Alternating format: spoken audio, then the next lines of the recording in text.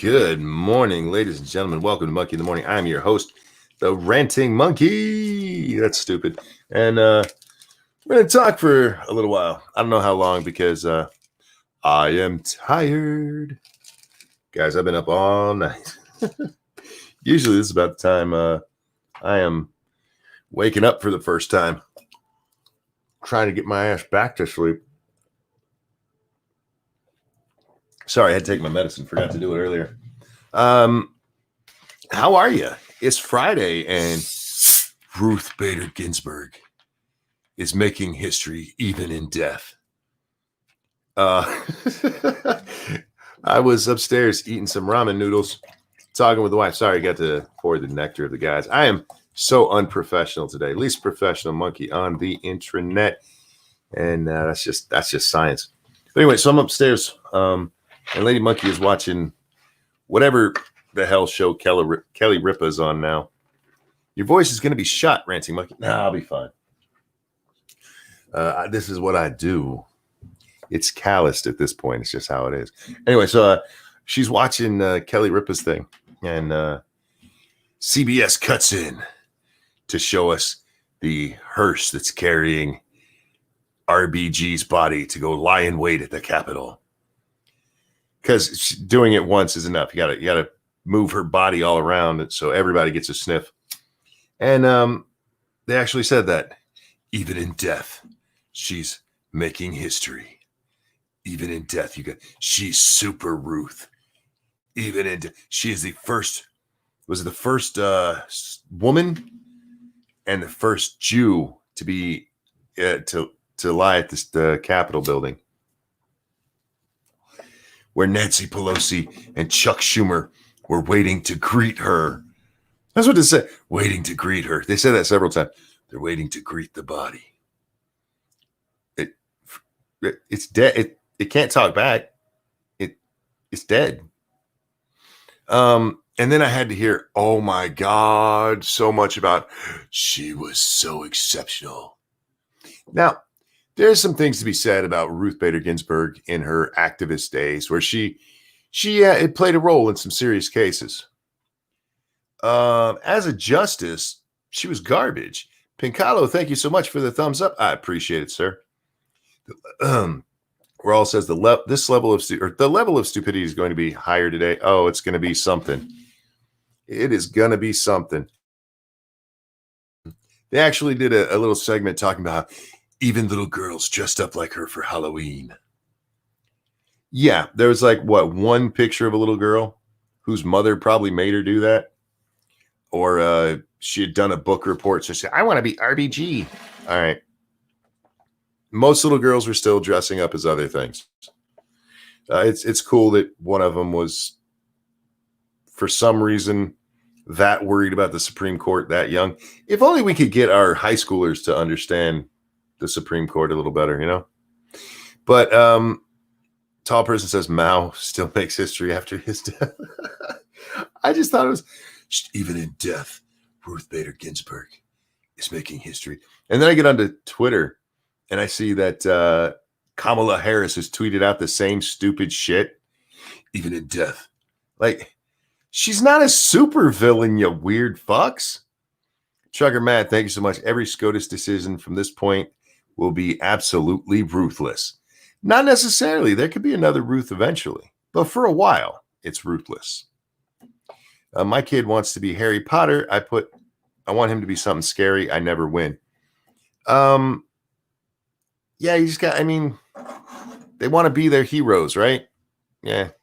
Happy National Lobster Day, everybody. Thank you, Tall Person. Happy National Lobster Day to you too. We have a national day for sea bugs. All you need says, Monkey, I was just kidding about doing an MIT AM. No, I had thought about this probably into about hour 5 of the show. I did a 7.5 hour stream, I think it was, for the game stream tonight. And I didn't do this last night, guys, because you're sitting here thinking, it's like, oh God, I don't want to talk about politics. I don't want to talk about them burning the cities down. I don't want to talk about any of that shit. I just want to relax. And so I jumped into the game and just played and played and played and got it out of my system.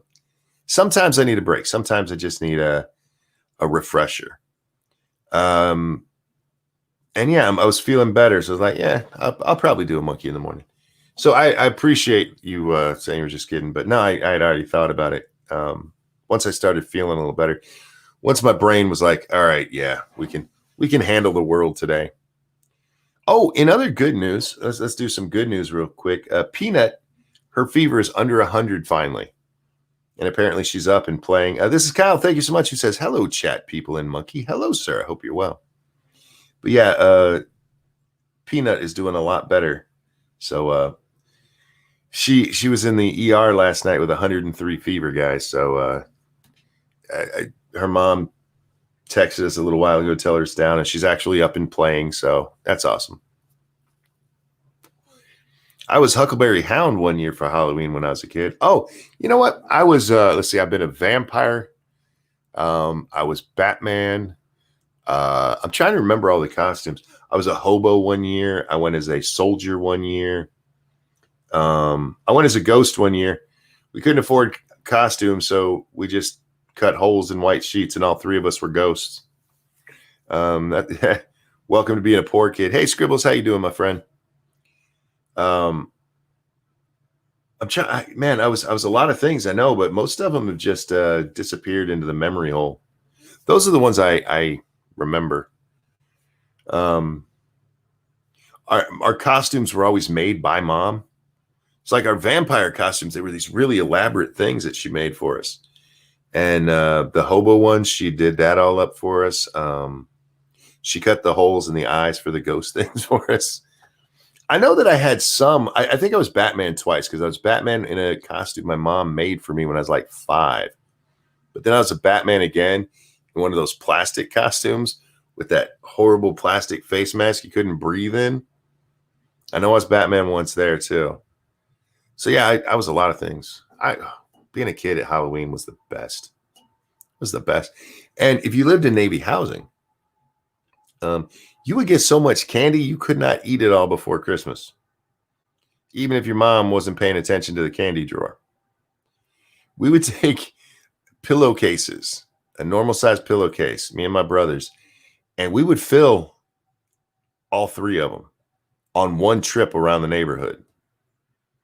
There was, I think, I lived in Carper Housing in Virginia Beach before they tore it down. And I want to say there were 900 units in there, something like that, 900 families. So, yeah, that's a lot of candy in a little tiny space. Oh, it's great. It was great. I went as a drunk last year. Public intox tickets are getting expensive. See, what have you guys been going as? I like being a witch. Grim Reaper one year. That's cool. Dick Tracy. Yeah, those are all good. Civil War soldier. That one, I'd love to see the costume on that. Civil War Union soldier. Got to be careful on that. Like, oh, he probably went as a Confederate. No. We're not Democrats here. You can be Democrat here. I'm just making a joke. Oh my God. So I go over to Twitter and I see Kamala's tweet. I'm like, okay.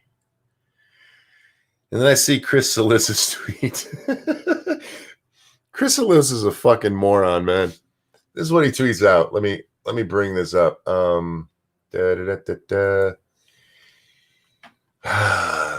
Trump, quote, commits to a peaceful transfer as long as it's a fair election, end quote, according to Mark Meadows.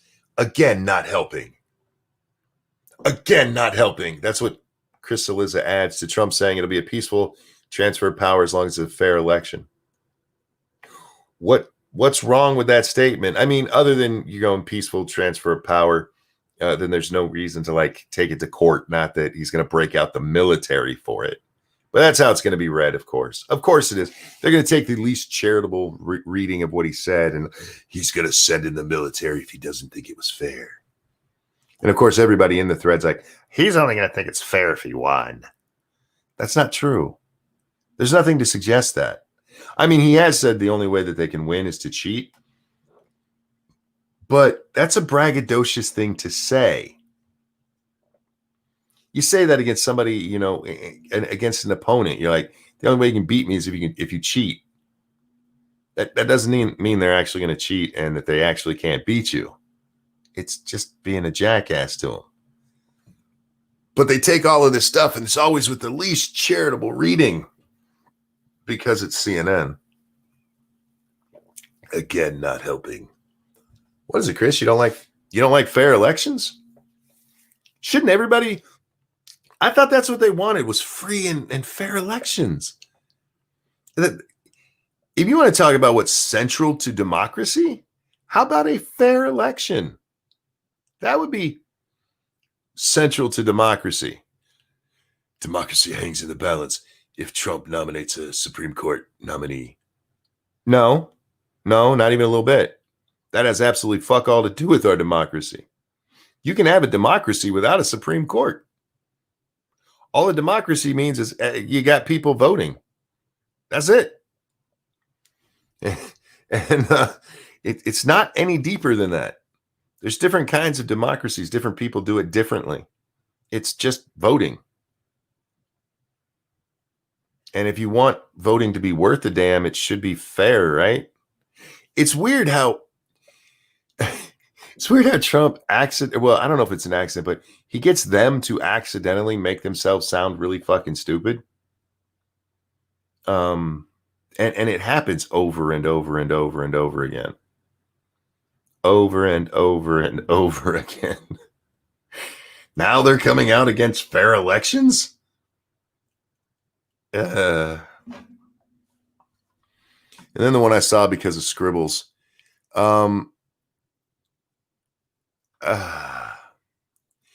Let's see. This guy's name's Matt Dornick. He works for CNN. What is his job again? He is head of strategic comms at CNN Worldwide. And he says it's good to see Acosta finally, 4 years later, getting the respect he deserves for protecting the role of a free press and defending his colleagues from the start. Here's John Carl revising his earlier criticism. We'll get to the criticism in just a moment. Over on the Streamlabs, thank you so much, Frank, who says, happy Friday. 12-hour shift is almost over, then a 3-day weekend, so my buddy and I can take our bikes from a little west of Philly up to Niagara. I'm planning on getting buffalo wings from Buffalo, possibly from the bar that supposedly invented them. Well, you have a good time and you stay safe. You stay safe. Thank you for the donation. You're very kind. So, John Carl revised his earlier statement, and this is what he says. You know what? Let's put it on the screen. We can do that. I'm being all producery today. I'm tired as fuck, so if I talk too fast and stuff, I apologize. Why isn't that coming up on the screen? There we go. Get this out of the way. There we are. And I was quite critical of Jim Acosta. I also believe Jim Acosta is a fine reporter, Carl said. And I think that the events that have played out since those early days in the Trump White House have in some ways vindicated Jim Acosta. And I think that Jim was right to be outraged that the president was declaring a free press an enemy of the people. I was too. I expressed it in a more pointed way, or he expressed that in a more pointed way, and I respect that. Frankly, if I was writing the book right now, I would probably write a little bit differently about Jim. I understand fully where he was coming from. I wouldn't have done it in the same way. I didn't do it in the same way, but I respect where he's coming from. What a load of horse shit. What a load of horse shit. Oh my God. Real quick, Chris Jones, thank you. Did you hear about the FBI finding discarded mail-in ballots? I did not, but if you have the story, you can tweet it at me. I'd be interested. Keldrig, thank you so much. I've been awake for 20 hours straight. I've had so much caffeine that I'm delirious. That's the only explanation I can offer for this donation. Well, thank you. It's very kind of you. 20 hours I can do. I start to get punch drunk around 25. It's not much longer from where you are, and we're not made to be awake that long. So get some sleep when you can. So what this guy is saying, he's still not saying that he agrees with what Jim Acosta said. He's saying that at the time he even agreed with it. It's just that he's changing his he wouldn't be quite so critical of Jim being such a dick about it at the beginning.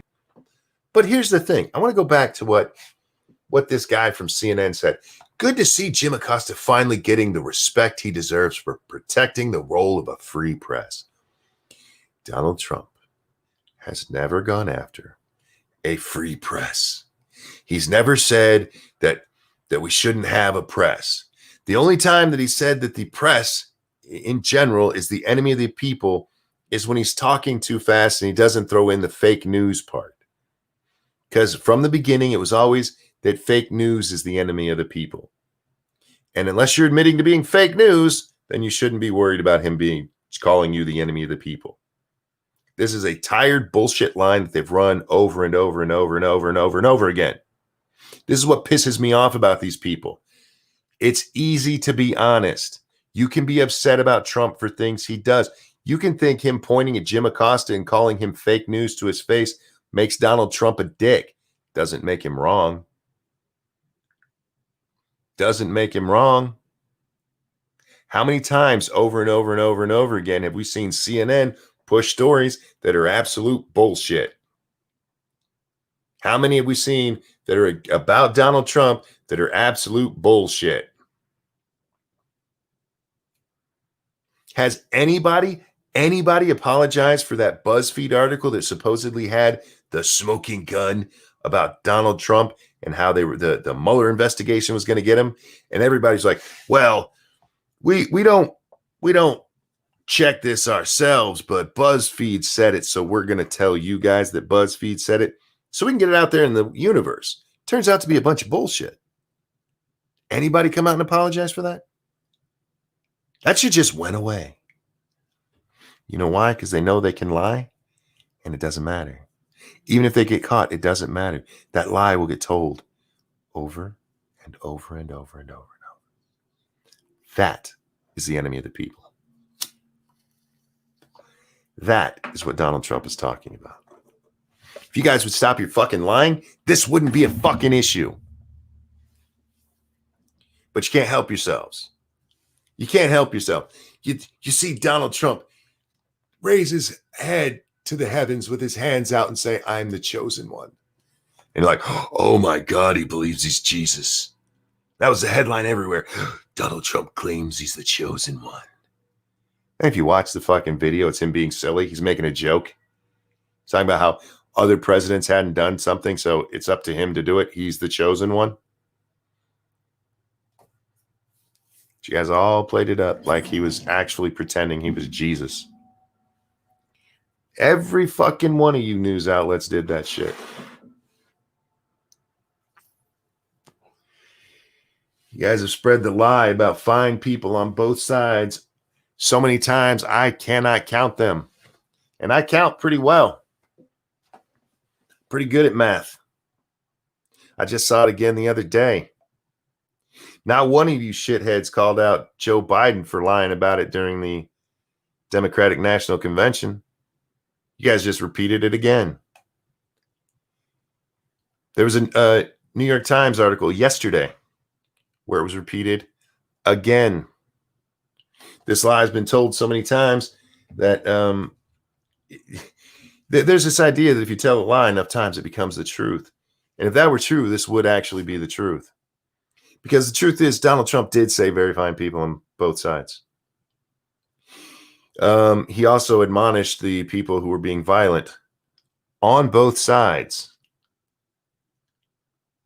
He absolutely condemned the racists, the neo-Nazis, the skinheads, the actual people who were, worthy of condemnation. But there were people out there to defend that statue, because this is what that whole fucking thing was about. The whole Charlottesville thing was about whether or not to take down a statue. That's what it was over. And there are people that come out there every time that they have these, because they have those rallies all the time. They had them like 2 or 3 times a year for years with no issue, until the press decided to make a big deal out of one of them. because there was a Unite the Right rally. And you can't have that. You can't have that. You got to get some agitators up in there, which gets other agitators from the other side. And you just build this big bomb and watch it go off. And then blame the people you don't like, many of whom deserve a lot of blame for it. While you don't give any blame to the other side who did, who deserve just as much blame. Our news media right now is a problem, ladies and gentlemen. It is a problem. They lie constantly. They have obvious objectives. They don't care about hiding any bias. They embrace it and push it. And that would be, I wouldn't even have a problem with that if they were at least honest. If they were at least honest about it. Tell the whole story, for fuck's sake.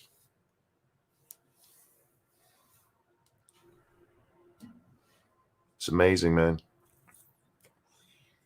Bands Freak says, except Fox News, of course. No. Fox News from their start, I mean, they pretty much worn their ideology on their sleeve. They're turning quite a bit more liberal these days. They really are. You should watch them. The only places you don't get that is their primetime lineup. Even their morning show is rather liberal most days. They have a lot of Republicans on there still, because they're the only ones who will invite Republicans on and not treat them like absolute shit. And that's not to say you shouldn't grill somebody who deserves it. Find out what our leaders are thinking. That's fine, but it's not what they do. It becomes adversarial. We have an adversarial press instead of a free press. The press seems to think that it's their job to destroy people. Their job right now is to destroy Donald Trump, regardless of truth. You don't have to like Donald Trump. I don't like Donald Trump. He's done some things that I'm okay with, some things I'm good with, but I don't have any love for the man. I don't. He's a very good showman. He knows how to get a crowd all riled up, and he's very good at that.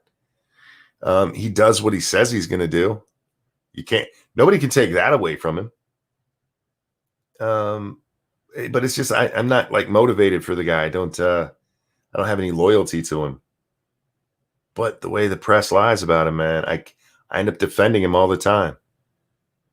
And it shouldn't be that way. It shouldn't.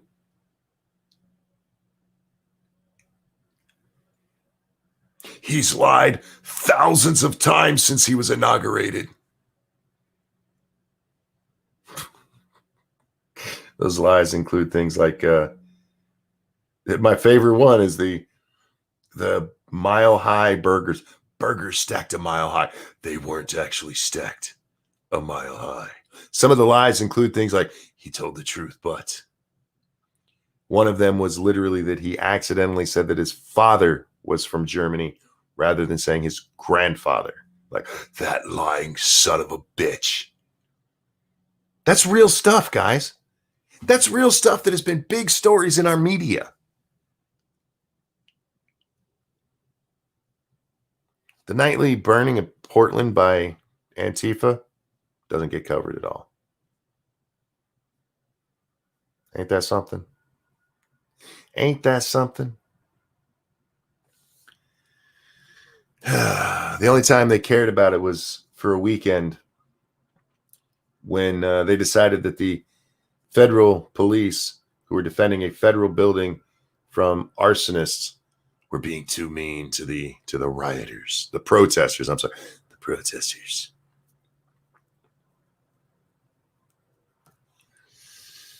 Bloodwing says, show me a politician that hasn't lied.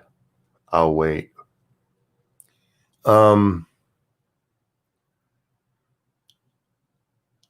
I would be interested to see what the lie count would have been for Obama.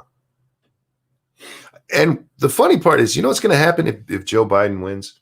All of those lie things will go away. And Joe Biden's a fucking liar.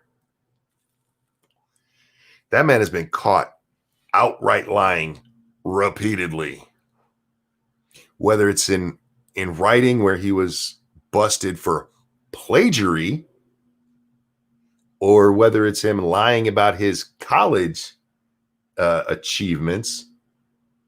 This is a man, when he was of sound mind and body, told somebody, I will put my intelligence up against yours, and tells this story about going to college where he lied about everything he said. Literally every part of it was a fucking lie. And he got busted for it. And his answer was his memory had failed him. My memory failed me. Nah, man, you lied. You lied and you got busted. And this is their hero. This is their hero that they're going to beat that liar Trump with. And if you call him on it, it's like, well, we're going to fight fire with fire. Joe Biden got accused of ramming a finger up a woman without her consent. Some of these people are like, I believe him, but I'm going to vote for him anyway, because that's how much we need to get rid of Trump. I will take somebody that I believe sexually assaulted a woman over Donald Trump because he's been so bad for our country. What's been bad? Seriously, what's been bad for our country? Give me the specifics besides COVID. Nothing COVID related, because they've tried to pin that on the president. And if you go back and actually look at what happened. Go back and look at what happened. Not only were Democrats being shitty to Trump for shutting the border, they were trying to downplay the virus. News was downplaying the virus. And then the virus breaks out more. And what do? Every fucking one of them comes out. Donald Trump was downplaying the virus. He didn't act soon enough. What? But it doesn't matter. You know why? Because the press is the one telling the story. People aren't going to go back and look at that.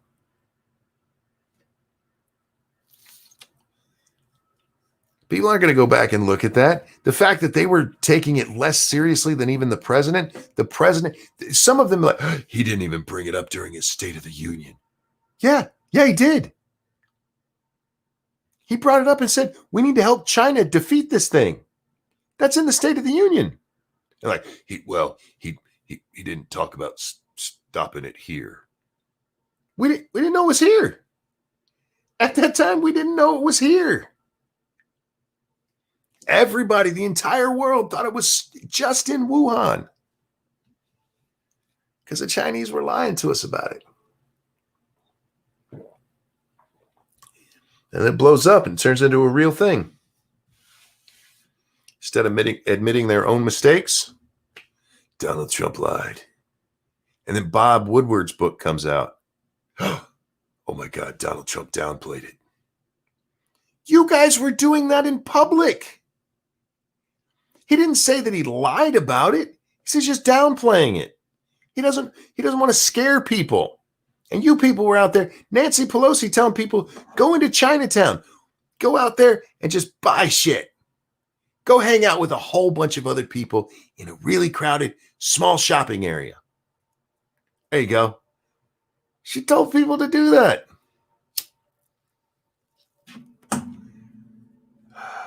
Why? Well, because Trump was being mean to China by shutting the border. Of course. Our media is trash. I am for a free media. I believe a free press is vital to the union. And we don't have one. Not even close. They're all a bunch of goddamn liars. This is the shit that made me so stressed last night thinking about doing the show. Reading media shit over and over and over again and seeing this crap day after day, month after month, year after year. Them tell bullshit stories, fucked up lies, and people all just run around and repeat it. And then when the story changes, They don't miss a beat. They don't miss a beat. Before the coronavirus, everything was firing on all cylinders. The only thing they had they could point to as some kind of horrible thing was kids are in cages at the border. Kids are in cages. Donald Trump is putting them in danger. No, their parents put them in danger. Well, Donald, he put them in cages and separated them from their parents who did nothing wrong. No, they broke the law by coming to the United States when they weren't supposed to. But they're bad. I mean, no, he's bad. Shit. What was our script again? That's what they had. They had a hope that the economy would crash. Many of them said it out loud. Bill Maher said it on 2 different occasions on his show. Praying for the kind of strife people are going through right now to keep Donald Trump from winning again. I want to see people suffer, lose their jobs and their homes so that Donald Trump will lose. And then the virus comes around and they get their wish. And then they act as though it's not what they ever wanted. In fact, Donald Trump did that to you. They were openly calling for it. Because the economy was doing so good, they had nothing else. They tried to be, the tariffs are hurting businesses. But they weren't. Anywhere that it was affected, take the farmers. We gave them subsidies to help until the tariff wars were getting over with. And it was working out. It was. They don't like that. They needed that crash, man. They needed the crash.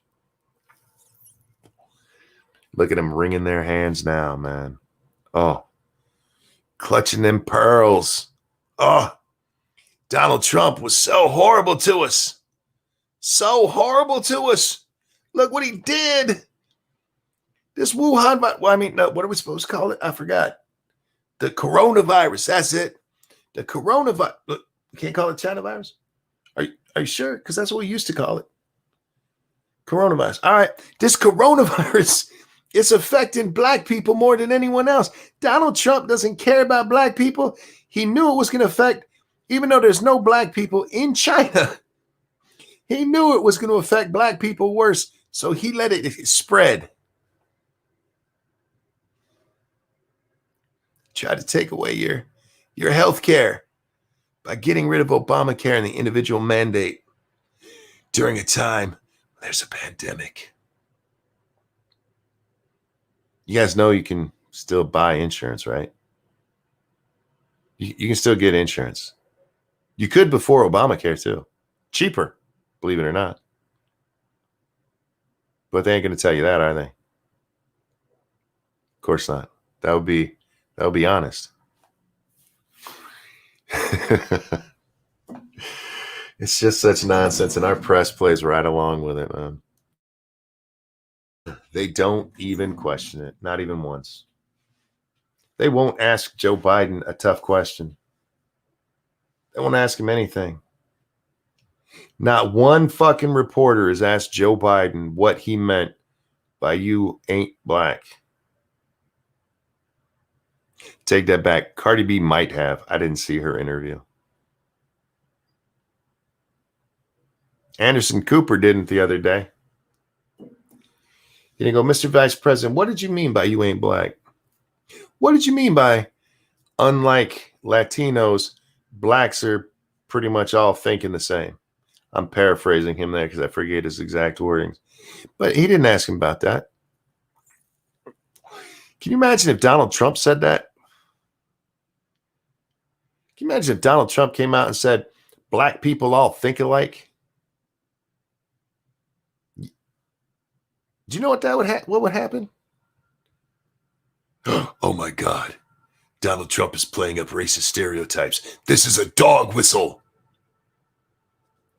But the guy running at the top of the DNC ticket can say it. You ain't black. He said that out loud. It's all right. Nothing to see here. Let's talk about Donald Trump saying something.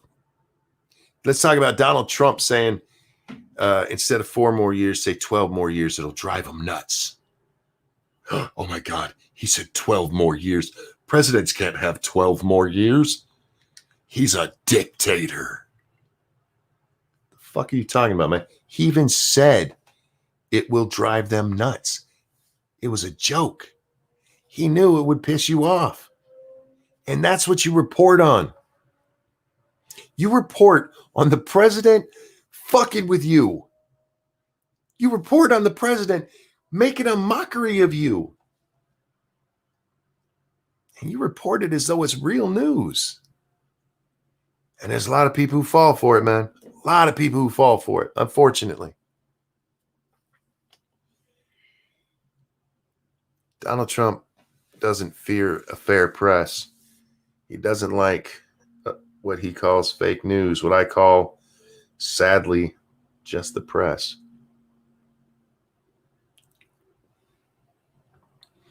Bastard Beat says, news update. We're marks. Indeed. Indeed. Understatement. Thank you. What dictator would allow you to ridicule him? Well, you got to thank you for the donation. You have to remember, words don't mean anything to these people. They don't. These are the same people who will talk well about Castro and talk about what a horrible person Donald Trump is. Bernie Sanders, a man who has praised Castro before, has nothing but hatred in his heart for the American president. Why do you think that is? You have people in the streets demanding communism. Meanwhile, over in China right now, under the communist rulership, there's literal concentration camps where they're killing and experimenting on Muslims. Do you remember when Muslims were being protected by the left? Nothing was more sacred than Muslims. Well, they're not a convenient tool right now. So it's okay to ignore what's going on over there. It's quite amazing to see. It is quite amazing to see. The other people in the streets are chanting for actual anarchy, having no idea what that would really be like, because they're fucking idiots. We need anarchy. Yeah, ask Mogadishu. Ask Somalia. Ask them how nice anarchy is. You know what anarchy is? It is a dictator waiting to happen. It is warlords waiting to happen. Because eventually people are going to get sick of the violence. Because that's what anarchy is. It's a breeding ground for violence. 2020, the year of insanity and tantrums. You know, I said this the other night. Other than COVID, there's nothing really special about 2020. There's not. I mean, weird shit happens every year. You know, we get a pandemic like this once every 100 years. I mean, it's literally what it seems to be. We do pretty good for about 100 years, and then nature abhors a vacuum, and so does a dictator.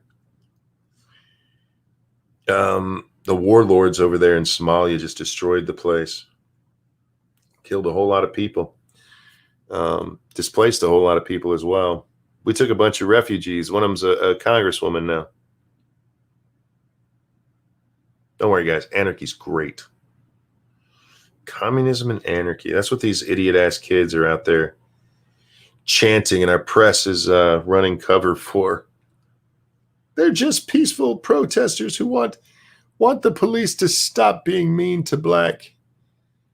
And now we're we're going to abuse stats and make it look like there's actually a problem. The way they do that is so disgusting. So disgusting.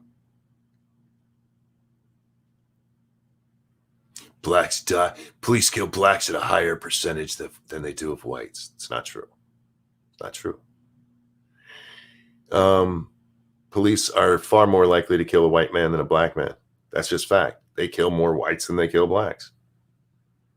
But blacks are a bit smaller part of the population. Yes, but not all blacks are criminals. And not all whites are criminals. So you got to go with the criminal element. And in that case, yeah, they kill far more whites than they do blacks. That's fact. That's science. That is literal. Just do the math. They kill more unarmed whites as well. But that's not what you hear. It's not what you hear.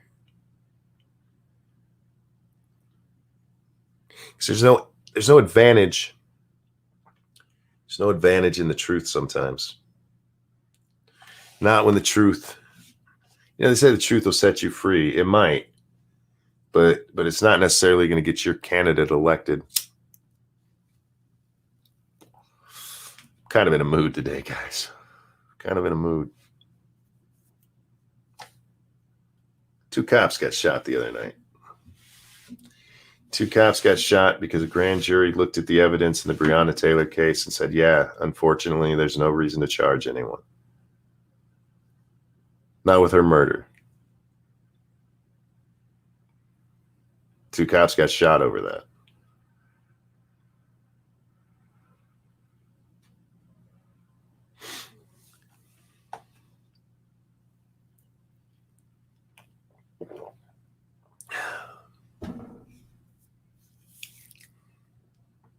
Then we have to hear stupid shit like, these things are mostly peaceful.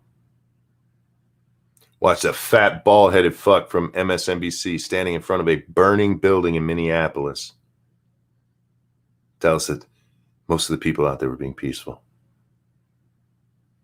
A black reporter for CNN standing in front of another fire 3 months later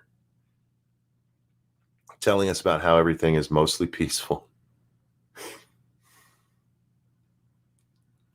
Buildings on fire. People's livelihoods going up in smoke. And this shit gets cheered on and lied about. It's mostly peaceful. No, it's not. No, it's not.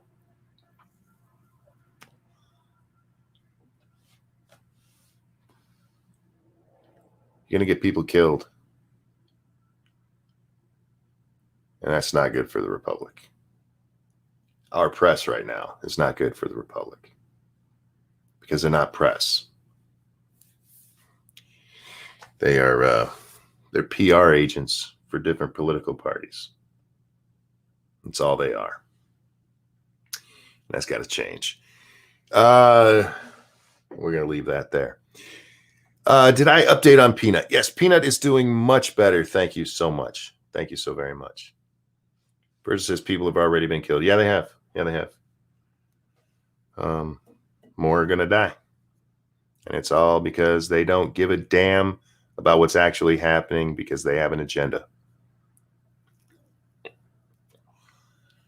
That's it. That's it.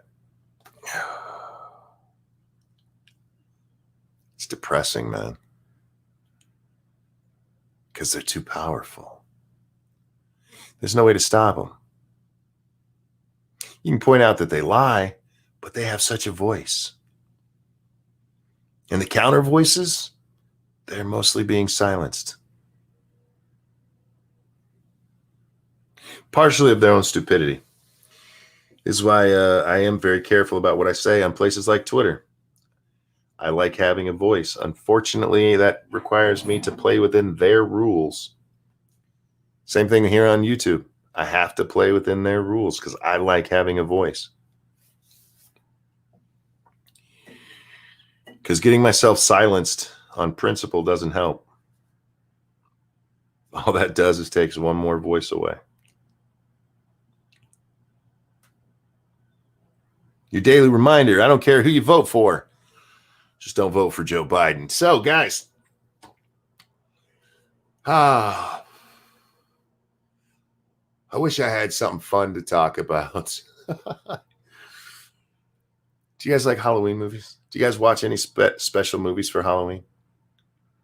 I used to. I haven't in recent years because one, Lady Monkey doesn't like scary movies. And we had the kids for a long time. And I mean, we still have them. They're just grown and on their own. And there's nobody to watch with. My daughter used to like watching scary movies with me. That was a lot of fun. And I don't know. With no kids in the house or holidays just seem a lot different now. Not bad different. Just it's like, it's not worth it. I'll just go play on my computer. Jason versus Freddy is my Halloween movie. Fair enough. The Rocky Horror Picture Show. That's an interesting one. Evil Dead. I've never seen that one. I have to watch it. Freddy versus Jason has some. It's great moments in a bad movie. I love you, baby. Empty Nest. Oh, I thought you were talking about the TV show. Yeah, kind of. I got a little bit of empty nest syndrome going on. Ex Bubba Hotep, thank you. On a lighter note, I'm back to where I was before the wolf incident. Oh, cool. Good to hear. Talking about the game Medieval Dynasty. That game's so much fun. Thank you for the donation. It's hard to find a good scary movie now, not just jump scares. I don't mind jump scares. I just don't want that to be all there is. Some of the greatest moments in like Friday the 13th is when somebody will close a door and Jason's right there behind it. It's like, shit. Nightmare Before Christmas is as scary as I do. I've still never watched that. Another Rocky Horror Picture Show. Cool. I watch the Blade trilogy every year. That's cool. Do you think you can handle modern day horror movies? My problem with most of the horror movies these days is that they're more gory than they are scary, and I've never been a fan of gore. American Werewolf in London is a must-watch. I believe I've seen that. It was a long time ago, though. Ernest Scares Stupid, that's a good one. That's really cool. Empty Nest might be the best sitcom ever. No, it wasn't. It was okay. It was all right, especially for a spinoff from the Golden Girls. It was okay. There's only one thing that I remember about Empty Nest, other than it being just kind of a formulaic sitcom, was when the neighbor, the guy who played Joe Azuzu, I forget his name. He was what was he? He was some kind of sailor, and to show people, he got a license plate that said Sea Lover, but there's not enough room for SEA, so he just put a C there, so it just said Clover. And he was like, why is everybody saying that? It's the only thing I remember. It made me laugh. We're talking horror films. I'm just wondering if you guys have something that you specifically watch for like the holiday, or if you just like them in general. Sure. Nightmare on Elm Street. Oh, I still love the original Nightmare. That was not the original Nightmare, the movie, but the very first Nightmare on Elm Street was fucking amazing. Still really, really good movie. It holds up better than I thought it would. It had been a long time since I saw it, and I watched it again for the first time probably, God, has it been a decade already? And yeah, it held up better than I thought it did, or I expected it to. I do Harry Potter as a warm-up in September, then I ramp up in October with classics. Mornings, the Black and Whites, Creatures from the Black Lagoon, then real spooky shit at night. Oh, cool. Watch the original Halloween every year. I've still never seen Season of the Witch, but I've seen all of the others. I like those too. You ever see Annabelle? Fuck no, that's about a doll, and those things scare me. What did Al Gore ever do to you? What the hell? Cabin in the Woods is great. I don't know if I've seen that. I can't remember. The thing that pisses me off is they used to cut away before the monster killed somebody to leave some suspense as to whether the character died. Anybody could pop up at any time. Now they show all. Yeah, I mean, there were some that had gore. I mean, the original Nightmare, there's a scene where blood comes shooting out of the middle of the bed and hits the ceiling and everything. But it's not the same as that. They try for the Texas Chainsaw Massacre that came out what, a decade or so ago. Whenever they redid Chainsaw, I never saw the first one, but that one they just tried to get so gory with it. Like, we're really cutting off shit. Like, no, I'm good. I'm good. I like watching the Halloween ones. Yeah. Burbs is a good one for October. Burbs is a silly movie. I don't hate it. It's just by the time you get to the end, I'm just like, all right, I'm done. People Under the Stairs. Again, I don't know if I've seen that one. There's a lot of these I haven't seen, and I'm sure as hell if Jack was here, he would be naming ones I couldn't even imagine were actually movies. I'd be like, that was a movie? Because Jack has watched every weird ass movie you ever heard of. But I'm like mostly the ones that you would know. I'm pretty mainstream when it comes to these things. The weirdest one I ever watched. Oh shit, what was the name of it? Oh fuck, it was the one with Basket Case. Is that what they called him? The little one-headed monster thing. I forget it. I forget what that movie's called. Shit, that's gonna bug me. I wish somebody just said 13 Ghosts. I wish there was a really good ghost movie. I haven't seen one in a long time. 7 is a great one too. I like 7, but I can't watch it very often. It's a little bit too what's the word I'm looking for? Gritty. Sometimes I don't like grit. Jeepers Creepers. I've never seen that one. I used to love the House movies, like House and House 2, the second story. Those are great. Poltergeist 1, 2, and 3 were great. Back in the day, Poltergeist doesn't hold up very well, actually. I went back and watched, I think it was 3 not long ago. I think it was last year at Halloween. They're like, oh, that's just garbage. That's just crap. The Thing is a good movie. I've never seen The Thing. Castle Freak is fucked up. I'm not a big fan of the Saw movies either. The first one was great. A lot of suspense to that movie. And then from there, it just became a gore fest.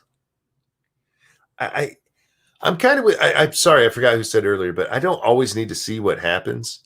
Sometimes it's good enough to just see the axe swing and then it cuts to something else. Although one of my favorite scenes ever was a camper in a sleeping bag and Jason picks up the sleeping bag and just beats it against a fucking tree. I laughed so goddamn hard at that part. I know that's not what you're supposed to do at a Friday the 13th movie, but I laughed so hard and I watched it like 4 times before I moved on with the movie. Oh God, every time. It was a yellow sleeping bag. I remember that. Just picked it up and beat it against a fucking tree. Now see, if they did that today, he'd hit it against the tree and a bone from somebody's arm would pop out and blood would squirt everywhere. They brought that back for Jason X. I haven't seen Jason X. Let's see. I probably saw Friday the 13th through 7. And then after that, it's like, I'm okay. And then once they put Jason in space, I was like, nah, I'm done. No. And I didn't watch another Jason movie till Freddy versus Jason. It's like Nightmare on Elm Street. There's no real reason to watch it after 4. And even 4 is a little bit like, maybe not. See, I knew this would happen.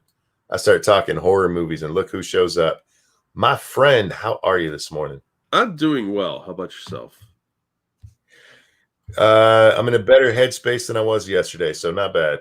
Good.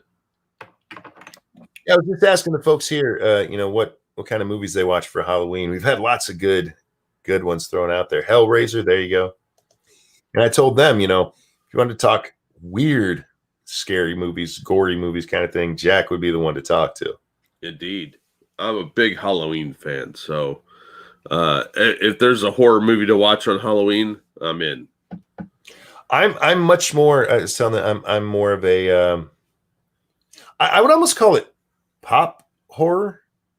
because it's the stuff that is popular, like the Nightmare on Elm Street series, Jason, of course, Yeah. Halloween, those kind of things. When you start getting into weirder ones, I'm just like, but you're here, so I know you know this, and I don't know if I saw it through chat. If somebody said it, I apologize. It's a horror movie with a little dude who lives in a basket. Basket case. Is that what it was?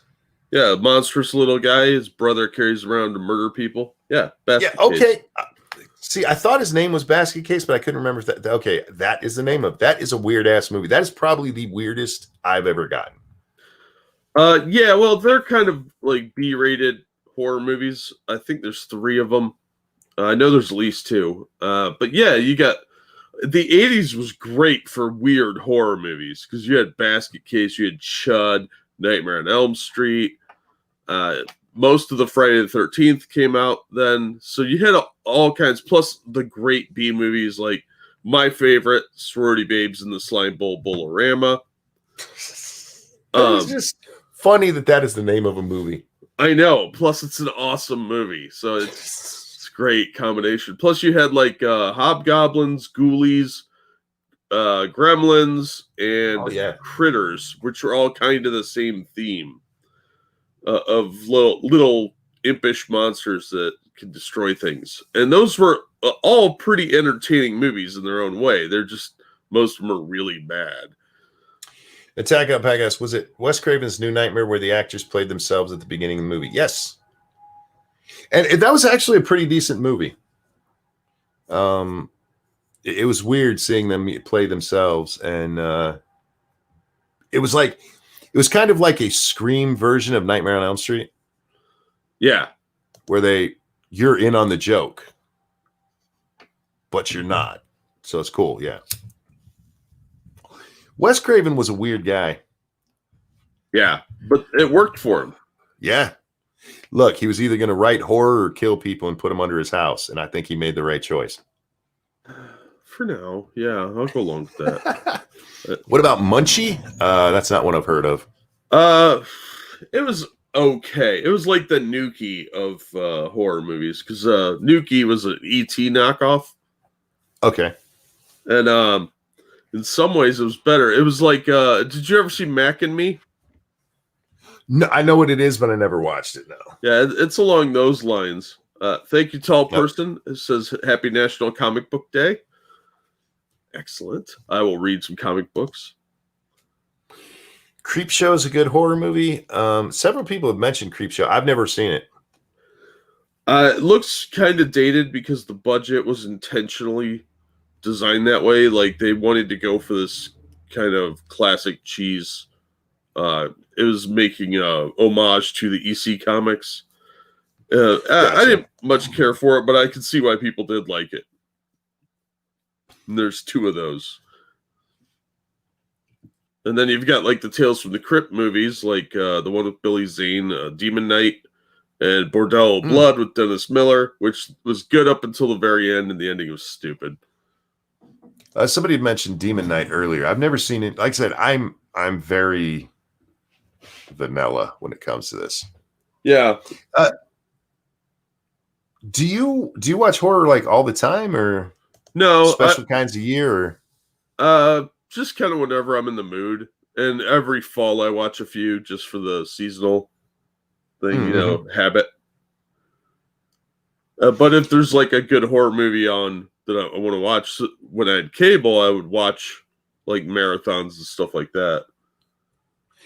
Now, I didn't see, and somebody may have said, well, somebody just said Hellraiser. We'll talk about that in a second. I haven't seen anybody say, not Toy Story, fuck, Child's Play. The original Child's Play scared the shit out of me. Yeah, the original one was definitely the best one, and it had one of my favorite horror actors in it, Chris Sarandon. He played the cop in that one. Mm-hmm. As for Hellraiser for me, I mean, those were weird movies. I almost feel like you had to be high to watch them and understand them properly. But they went the gore route rather than the scare route, and I'm not a fan of gore. Yeah, I used to like slasher films, but the older I get, the less interest. I think I've just seen too many of them. They're just disgusting for the sake of being disgusting most of the time. And you look at movies like Waxwork 2, where it was Waxwork and Waxwork 2 had some of the bloodiest scenes in cinema history, where it was like gallons and gallons of blood, and it was just so over the top. It was a bit dumb. Gotcha. Plus, Bruce Campbell's in episode 2 there. Jamil says Candyman series. I've never seen the Candyman series. The first one was good. After that, they kind of started to go downhill. Oh, thank you, Midnight in Exile, for the donation. Sorority Babes at the Slime Bowl Bolorama is my favorite movie of all time. The Imp has a Twitter account. Oh, I did not know that. But it is a great movie. I love those old schlocky movies. They were awesome. Thank you. Ophelia says Pumpkinhead. That's another one I never watched. I don't know. Just looking at the box art looked like a B-rated movie to me, and I was like, nah, I'm going to pass. I actually really liked the first Pumpkinhead.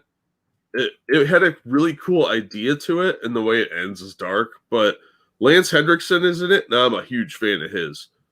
That guy, I've never seen somebody summon wrinkles. He would just go, and kind of squint his face a little, and wrinkles would appear all over. Bloodwing says the original Psycho still holds up. I've never watched Psycho. It's a classic movie. It's got the Hitchcock style. I didn't used to like Hitchcock movies until I kind of figured out what they were going for and understood the psychological aspect of it. But yeah, I like most of his work actually. Can anybody in chat tell me why I didn't watch Psycho? You don't There's like very showers? good reason I've never seen Psycho. Nope, it's not the shower. People who've been paying attention should know that answer. My ex made me watch Pumpkinhead. It's okay if you do it for somebody. Yep, there they go. They all got it. Stunlock got it first, and then Bubba. Yeah, it's in black and white. No, that's a silly reason not to watch a movie. That's a reason I don't watch most movies that are black and white, because that's in black and white. I don't want to watch it. I know. I don't understand that weird hatred of black and white. You know what's weird, though? One of my favorite movies, I'd put this probably in my top 5, Casablanca. Yeah, I'm baffled by that. I fucking love that movie. It's an excellent movie. But when I was a kid, it goes back to being a kid. And Bloodwing, it's not that I'm a snob. It's that in the living room, we had a color TV. But it was the only place we had it, and Mom and Dad got control of it. We finally got a television in our room, but it was this tiny little black and white thing. And I fucking hated it. Oh, see, I had the opposite problem. I got a black and white TV, and I was so excited to have my own TV, I didn't care. Corey, thank you. Watch Santa Jaws, one of the best Jaws spinoffs ever. So dumb, but great. Thank you. No, see, I liked having it, but yeah, I didn't like it being in black and white. I hated it. I can't explain it other than that. That's what it is. Sir Adamantine says Casablanca is fantastic. That movie's amazing. That it was done that long ago and that it still holds. I mean, it's a little cheesy because it's a period piece, but it was a great fucking film with a really good story and very simple. Very simple. Well, I think by excluding black and white movies, you're missing out on a lot of those. There was some really good black and white films. But they're black and white, man. I think we're going in a circle here. Hazmat, thank you. I hate K-pop. Also went back and watched 12 Angry Men, like the movie. Cool. I love the original. I've heard the original is much better, but also black and white. Yeah. Let me grab a couple of these laughs real quick. Thank you, Trucker Matt, for the donation. The movie channel every Saturday night for Joe Bob Briggs Drive-In Theater. Yes, awesome. I love Joe Bob. Nothing but, quote, bad horror movies. They also give 3 Bs of blood, breaststroke, and breasts. Yeah, Joe Bob's an amazing guy. He's been around for ages. Love it. I used to love his show on TNT. And thank you, Gamer Vleen. You need more 9mm toast. Also, Tucker and Dale versus Evil or Cabin in the Woods. I liked both those movies. I like Tucker and Dale a little better, though. Michael asked, thank you for the donation. Would you watch Schindler's List? I have no interest in that movie. It's one that I was like, I don't care. I know people love it, and no, it's not one I'm even interested in. Stargazer asks, is the debate today? Yes, it is. Today is the fateful day that Joe Biden has to go out on his own without a net. Oh, no, that's not today. That's Tuesday. Why was I thinking it was Tuesday? What day is this? It's Friday. Oh, that's what I was thinking. It was Tuesday because it's Scribe's night. No, it's Tuesday. It's coming up. Joe Biden without a net. You want to talk about a horror show? Yeah, no shit. Eight-Legged Freaks was also nice. That was a fun movie. It's about giant spiders. Yeah, spiders don't really scare me. Like arachnophobia, I watched like half of that movie and turned it off. I got bored. Eight-Legged Freaks is more of a silly movie. It's got David Arquette in it. Mm-hmm. He was the sheriff in Scream. Oh yeah, I know. Yeah. It was more of a fun, goofy kind of movie. Puppet Master series, most of those were pretty good. If you want giant animals, though, Night of the Gods had its story elements that were cool, but it's kind of hard to adapt an old H.G. Wells story into a 70s movie. Mm-hmm. And Night of the Lepus is a classic. It had DeForest Kelly from Star Trek. Stunlock says Evolution was a fun movie. David Duchovny and Sean William Scott. That movie is underrated as fuck. Yeah, it is. Evolution was great, and I don't know if it was just a timing thing at the theater, but it should have been much bigger than it was. That movie was great. Yeah. There's a lot of really good horror movies that just aren't serious movies. Some people go and they want, I want a super serious movie, but no, you just should go see a movie for fun. The Phantasm series was great. Somebody mentioned that in chat. Bubba Hotep was an awesome movie. And that's about an aging Elvis fighting a vampire mummy kind of thing. It was awesome. Who sucks things out of people's buttholes. Oh, nice. Michael asked, are we streaming the debate on Tuesday? Yes, kind of. I'm not sure exactly how we're doing it, but yeah, we'll have some pre-show, and then we're going to be watching the debate and talking about it. We won't be showing it on screen, of course, because YouTube has to honor the DMCA, so we're not going to chance it. So we'll tell you guys what to watch and where we're watching, so you can keep up. God damn it! I had a movie that I was thinking about. The Scream series. Nobody's brought that up. Yeah. What do you think about the Scream series? I like it because I like a lot of horror movies, and it's an homage to horror films. But yeah, I always liked the series. I never saw the fourth one. I didn't even know there was a fourth one until I saw rumors of a fifth one coming. It's like, what? Back up. What? Aren't you guys skipping one? They're like, no, we made one. Like, oh shit. But the first three, I loved how they tied them all together at the end of the third. It was very well done in a silly way that matched the whole movie. They were able to keep it up, doing a parody without being over the top parody. Yeah, for 3 fucking movies. Well, they took it seriously, which is where a lot of parody movies fail. It has to be serious within the movie if you want it to look serious. It's an homage film. Yeah. So you have to do it that way. That's why things like Sharknado are more of a flash in the pan for normies. Yeah, it's a fun movie, but it's not taking itself seriously, and the actors clearly aren't either. If you want a good cult movie, they have to be acting like this is the greatest movie they ever fucking did. I Know What You Did Last Summer, says Bastard Beast. You know, I didn't like that too much. I hate that movie. Jennifer Love Hewitt's hot in it, but that movie made no sense. There were scenes that couldn't possibly happen in real life.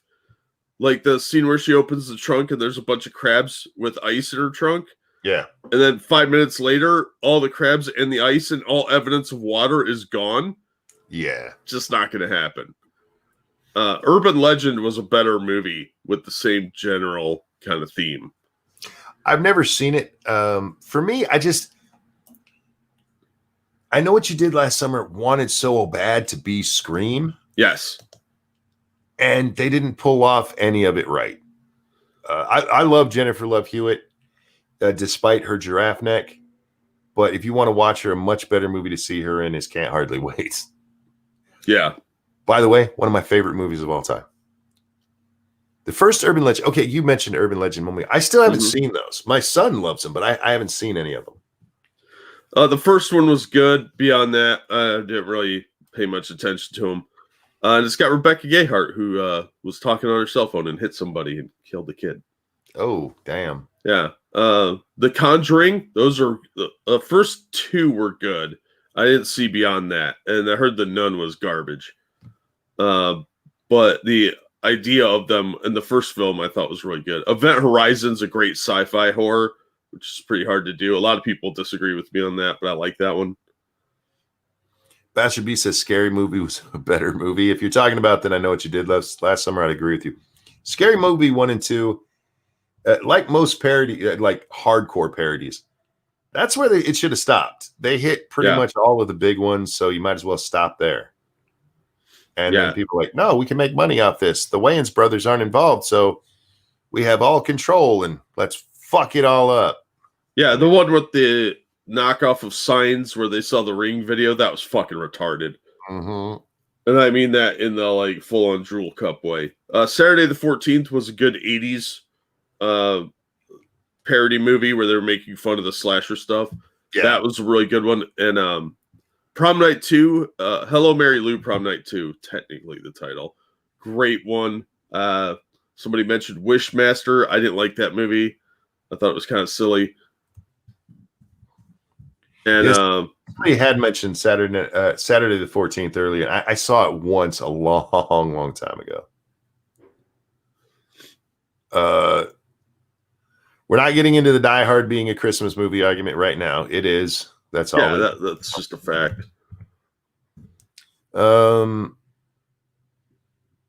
Check. Mickey is my perfect woman. Yeah, it's Mickey from Friday the 13th TV series. Oh, okay. I never watched it. I never saw that one. I might have saw like an episode. But yeah, I was more of a fan of the Crypt Keeper. What's it called? Tales from the Crypt. Tales from the Crypt. Thank you. The Nightmare on Elm Street one was also because they had a little anthology series there for a while. Silent Night, Deadly Night, Jack? Oh, the first one was good. The second one was mostly flashback of the first one, and that was annoying. But yeah, the first one was pretty good schlock horror. It was silly. It was over the top. It was designed to be offensive, so it would get attention. Oh, gotcha. And for what it was trying to do, it worked. Somebody asked, have you ever seen It Follows? Yeah, it wasn't bad. I thought it was pretty decent. I've definitely seen worse. Killer Clowns from Outer Space, great comedy horror, have not seen. That was the clowns look super creepy, and I thought that was appropriate. But yeah, it was a good movie. Why do we watch horror, Jack? People like the adrenaline rush in a safe environment. The roller coaster. Yeah, because you get all the aspects of being terrified without the danger. Fair enough. So, and if you're an adrenaline junkie, the adrenaline rush is always there as well. Do you think that's why they're usually more popular with kids? 16 to say 25-ish. Yeah, you get to sorry. I say that seems to be the general age range for most. Yeah, high school to college age, you get to experience a new set of emotions that you aren't used to experiencing because we do live in a fairly safe society where you're not worried about like saber-toothed tigers hunting you down, so you get a primal visceral reaction but you know you're not in actual danger. Professor Knapp says, I like that horror makes you think. Try living in the woods like I do. And yeah, horror will make you think a lot. Every time I go outside of my house at night, Jack, because there's not a lot of lights out there. Yeah. The only light you can see is whatever light's coming from inside the house, because during a storm, the outside light got broken and I haven't replaced it yet because I'm not real good with electricity. So I'm just like, fuck it. We don't go outside much at night anyway. But if you go out there, it's dark as fuck. And my house is on top of a hill in the woods. It was made for a fucking horror movie. Yeah, there's people whose car broke down. They see your house and like, nope, keep going. Yeah. We'll just walk to the next one. Fuck it. No, this has horror movie written all over it. But, it is fun sometimes because I do get scared when I go out there. I'm not going to lie to you. I know nothing's out there, hopefully. Although this is Michigan, northern Michigan. There's always a chance of a bear out there. We've never seen one, but it could happen. Yeah. But pretty much I know I'm safe. But if I sit there and let my mind wander just a little tiny bit, it's like, yep, I need to go in the house right now. Yeah. Well, people have an instinctive trepidation about the darkness because you don't know what's in there. And that's usually where predators would eat us as an evolutionary memory. So, yeah, when we were much smaller and didn't have guns, monsters would come out of the dark and eat us. Plus, you had all throughout history, up until very recently, there was no light at night. So you had bandits out there, cut purses, burglars, running amok and doing whatever they wanted. And nobody was going to solve your death back then. Gamer Valine, thank you. Evil Dead was filmed in Michigan. Yeah, I didn't know that. It was filmed in Michigan and Kentucky. I was talking earlier on my game stream. I don't remember how it came up, but we were talking about the play Into the Woods. Not the shitty movie, but the actual play. And if you don't know what it is, it's the story about how all the stories that are told to kids when they're little, everything scary happens in the woods. Yeah. And they go through all of these different fairy tale characters are in the play. And, Red Riding Hood's there, and I'm trying to think who else, but everybody has to go into the woods, and it's scary and it's dark. And it's we preach it into kids' heads from the time they're born that the woods are scary. And you know what? Woods in the dark are fucking scary, man. Oh, absolutely. Well, that's it's there's a lot of warnings in horror movies. The dangers of premarital sex.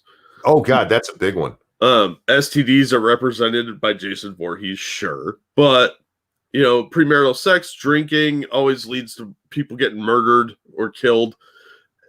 Sometimes they deserve it. And then you've got like the elements of wandering off alone, being isolated, and just all the survival tropes. Being a young woman makes you a target. Well, there's a lot of preachiness in those. Going back to, the woman who lives is always, used to be. It's changed in recent years. They've made a concentrated, specific effort to change it, but she was always chaste. Yeah. She was always the good girl. And you would get, people got punished. Dying was a punishment. You got punished for sex. You got punished for drinking. You got punished for drug use. All of that stuff, you got punished for it. And they really are kind of weird fables. Yeah, they're modern fables with a bit of a gory twist. Yeah. Thank you. This is Kyle. Hello, Jack. Here's some cartwheel free money. Oh, thank you. Appreciate that. And I think that's kind of why I don't like a lot of modern ones. Like if you go to things like the Saw movies, everybody in there's guilty. They all deserve some punishment. There's nobody in there who's the good person. It's just, okay, he's a shithead who's hurting bad people. Good. I don't feel for them the same way that you're worried for that girl who's doing everything right. She's the good one. Yeah. Well, they've lost the sense of what the genre is about. Yeah. Just like a lot of other films, you have people that don't fundamentally understand what the core concept of made the franchises successful. And they've lost their way with that. Instead, they're injecting whatever messaging they want. It doesn't work that way. You don't build a long-term successful cult movie, which is really what they should be aiming for, because those people will buy every fucking edition ever made. And they lost that sense of how to make that successful and how to make it last over time.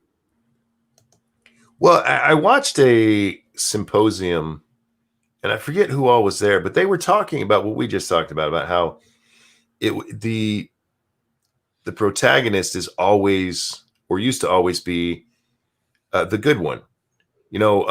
Nancy in Nightmare on Elm Street, she was a good kid. I forget her name, but Jamie Lee Curtis in Halloween, she's a good kid. The other ones are all the bad ones around her, and those are her friends who do bad stuff. Thank you, Corey, who says, "Don't do the do, you'll explode." Exactly. That's the rule of horror films. But they were talking about it and how they were purposefully trying to change that. And I'm like, I suppose you could do that. You could. But you still have to do it based on societal norms. Somebody with drugs, that would be a really big one today, because drugs are such a big problem in our society today. Mm-hmm. You could do it with that. You could do it with like a really racist character. He gets to die. Fair enough. But you have to be very specific about it. And they just miss so much. Michael, thank you. Have either of you ever played Dead by Daylight? No. Nope. Wait. Let me check. Don't quote me on that. And I think this is the one that I've looked at many times, but no, I know what you're talking about. I've looked at it and I'm like, no, that's really not for me. That's a little bit more multiplayer stuff. So yeah, they have a lot of stuff that looks really cool that they do, but yeah, I've never played it. Yeah. There's a lot of deconstructionist films out there now. We see it all the time in comic books. They've been doing it for years, where they want to overanalyze everything about the genre and try and flip the script on you and be like, oh, we're subverting expectations. And it comes off as trite and boring. Mm-hmm. Oh, hi, Buster. Yeah, Cabin in the Woods is the only one that really did it well, but they haven't done it very successfully most of the time, which is why most modern horror movies aren't that good. And people watch the stuff from the 70s and 80s. It was much better done. There were a lot more variety back then, too. Now everything is this corporate, kind of wedged together crap. And they're always trying to overplay your expectations. It doesn't work. It worked successfully a few times, and that's it. And that's just monkeys and typewriters, effectively. You throw enough crappy ideas at the wall, something's going to stick. But most modern horror films just aren't that memorable, and they're not going to be classics. They're not like The Changeling with George C. Scott, where this ghost is getting revenge through George C. Scott. That's not. That movie is going to last. People may not know it, but they'll see it and be like, "Oh, that movie was great. I'm going to buy that." But you watch one of the modern schlock horror films, and you're like, "Well, this was stupid." Or you watch it once, be like, "Oh, that was good," and you never watch it again. For me, one of the biggest disappointments with these is the tension used to be on that main character. And now, since they don't do the basically let's call it the 7 deadly sins rule. Mm-hmm. Since you're not going after the people who are all the bad guys, and that one good one just happens to be the one involved, they always make it a kid. If they're going to have some kind of suspense, they're going to put a kid in danger. The Ring did it.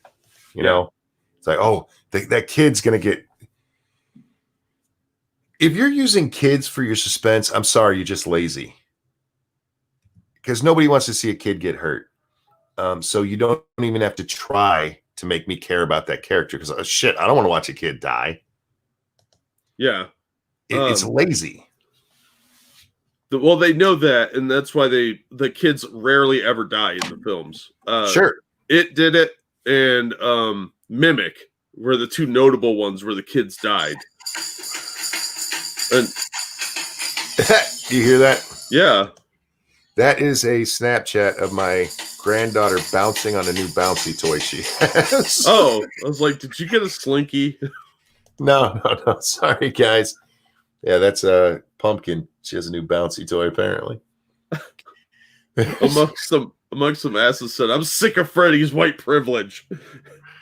Oh, man. See, I also like Nightmare on Elm Street. The reason it's one of my favorites is the way they set up the story. Because until they made him a child molester, because that's not what he was in the beginning.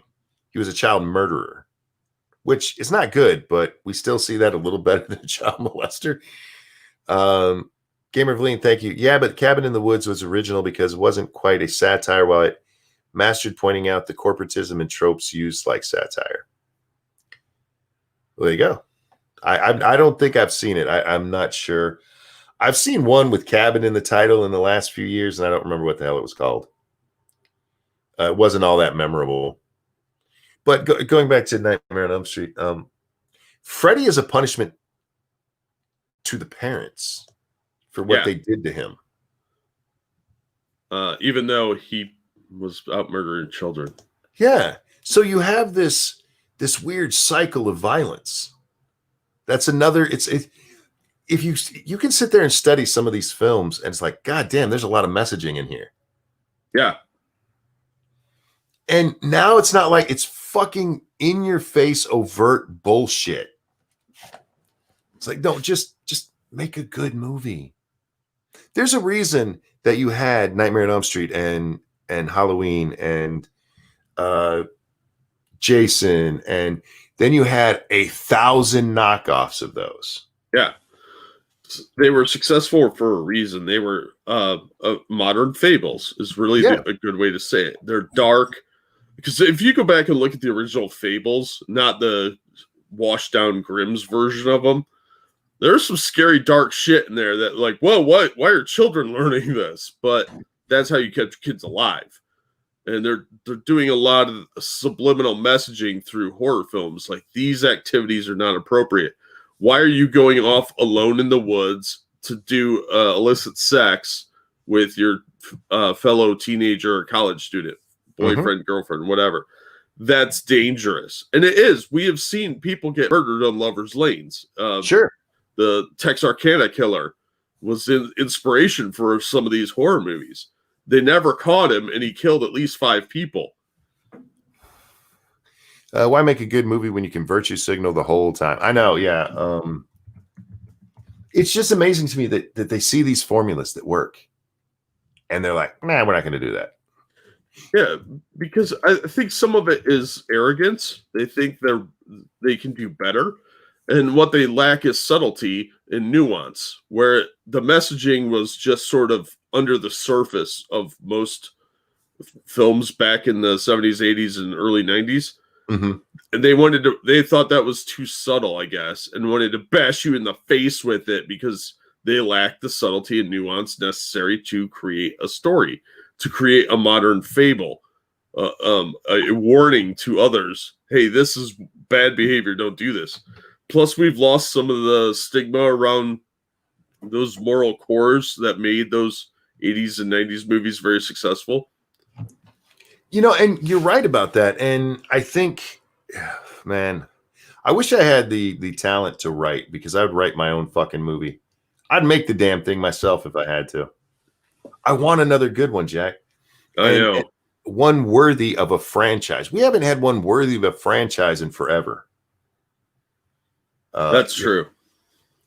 Give me a modern Freddy. Give me a modern Jason. Something that people will talk about in 20 years. That they'll be sitting having a conversation in front of 208 people about, you know? Yeah, well, they've tried to reboot a lot of franchises with limited success. Like the Halloween one wasn't bad by Rob Zombie. I thought that was pretty decent. But they're not as good as the original because they're focusing on the wrong aspects of it. They're focusing on the deaths.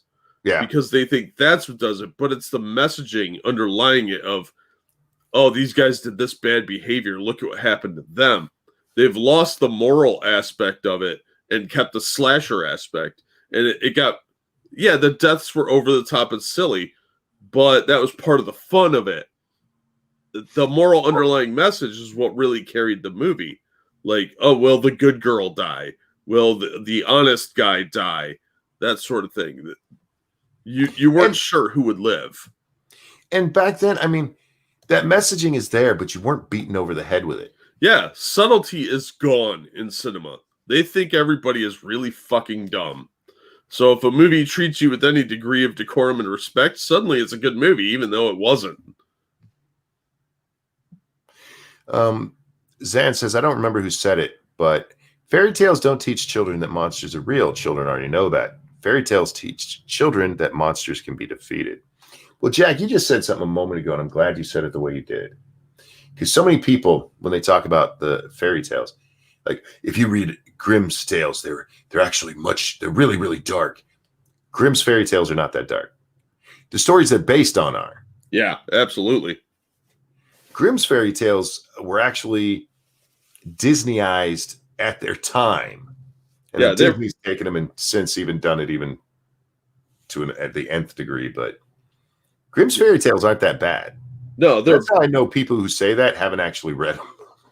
Yeah, they're very, very watered down. Yeah, the ones you guys talk about where like there's killing and stuff, that wasn't usually in the Grimm's ones. There's very few of them that go that far. Yeah, they're not nearly as graphic. It's not until it's when you get to the originals, it's like, oh shit. It's kind of like going back and reading Greek literature. Like, what the fuck happened here? Makes Game of Thrones look like the Cosby Show, for fuck's sake. Yeah. Oh, man. Some of the stories back from the Greek days. Holy shit. Yeah, like you're looking at like Theseus. He was a rapist. Mm-hmm. And he was celebrated because he was a demigod. No, that would not fly today. Well, just the story, the most famous by today's Oedipus. Wow. There's a prophecy that this kid is going to kill his dad, marry his mom, and have kids with it. And so his dad has somebody go kill the kid, and the guy can't bring himself to do it. So he just drops him off in the neighboring town. Kid grows up to be the leader of the town, comes and kills the dad, marries his mom, has sex with her, has 2 kids, and then he finds out about it, so he stabs himself in the eyes. Like, who the fuck thinks of this? That's like some weird shit that I go on when I'm bored out of my mind and start talking about Back to the Future. Right? Like, what in the absolute fuck? The Greeks were fucked up, man. They were very weird people. And you see it if you go back and read mythology. Zeus, depending on which mythology, whether you're Roman or Greek, so either Jupiter or Zeus, whichever you're talking about, was fucked up, man. He was a rapist. Yeah. He raped a woman. He raped a woman who became an animal. Yeah. Sometimes he'd do while he was an animal. Yeah. It was just, there's some weird fucking stories in there. But you take those kind of things and you turn them into modern day tales. And that's how you make them, palpable for today. And today we don't do that. Instead, it's just like, here, watch somebody get their heart slowly ripped out as they scream really loud. Like Sword and Sorcerer was a good movie. The Serpent and the Rainbow. That was a weird fucking movie. Yeah, the book is even weirder. But yeah, when he gets the spike driven through his scrotum, that was fucked up. And then he has sex with a chick while it's that's that is a hard scene to watch. Yeah. Watching Lone Star get his nuts nailed to a chair was like, what the fuck? Yeah. But I gotta tell you, that is the only scene I remember from that whole fucking movie. I just remember otherwise it was very weird.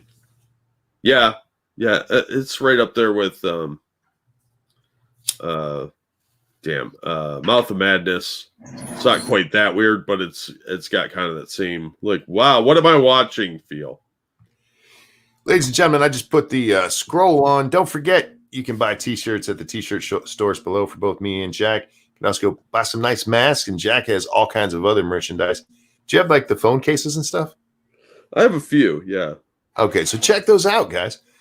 You can also donate to us directly if you'd like. There's a Streamlabs link that Nuts has been so kind to put in the chat. She just did it again. Thank you, sweetheart. And don't forget to share and like, because we're wonderful people, and you should, if you like your friends, you tell them about us. Don't be stingy.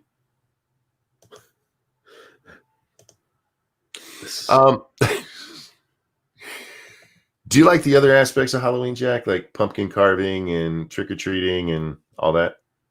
I did, but I haven't really had the chance to do any of that ever. So not since I was a kid. But yeah, I mean, I don't hate it or anything. I love it. It's I haven't carved any of the pumpkins in a long time, but I always make sure the kids do. This is gonna be the first year there's not a kid in the house. So I'm gonna have to get a pumpkin for myself and carve it myself. You know what's great? The first time you have a kid carve a pumpkin. Usually they're about 2 when you're like, okay, you can help carve. They will always try to taste it. And nobody likes it. It's nasty. I remember one year, I think it was Little Butt. She goes to taste it, and Lady Monkey's like, no, like, let her do it. It's not going to hurt her. She takes a big old mouthful, just like, bleh. She didn't throw up, just spit it right back out. Like, yeah, it's nasty, ain't it? Like, don't do that again. That's the fun part of being a parent or a grandparent. You know, it's not going to hurt them, but it's like, go ahead and try that. See what happens. But yeah, my daughter always had me help her carve her pumpkins when she was, probably from like 4 to probably, I don't know, 12-ish, because Dad could do things like make it into a kitty cat, and she liked to make kitty cat pumpkins. And my boys, oh my God, their pumpkins always looked, I love my sons when I say this. Please understand I love my sons. But like they were retarded kids' school projects. I mean, the eyes weren't even close to the same size or even. The mouth was just a giant hole they decided to cut.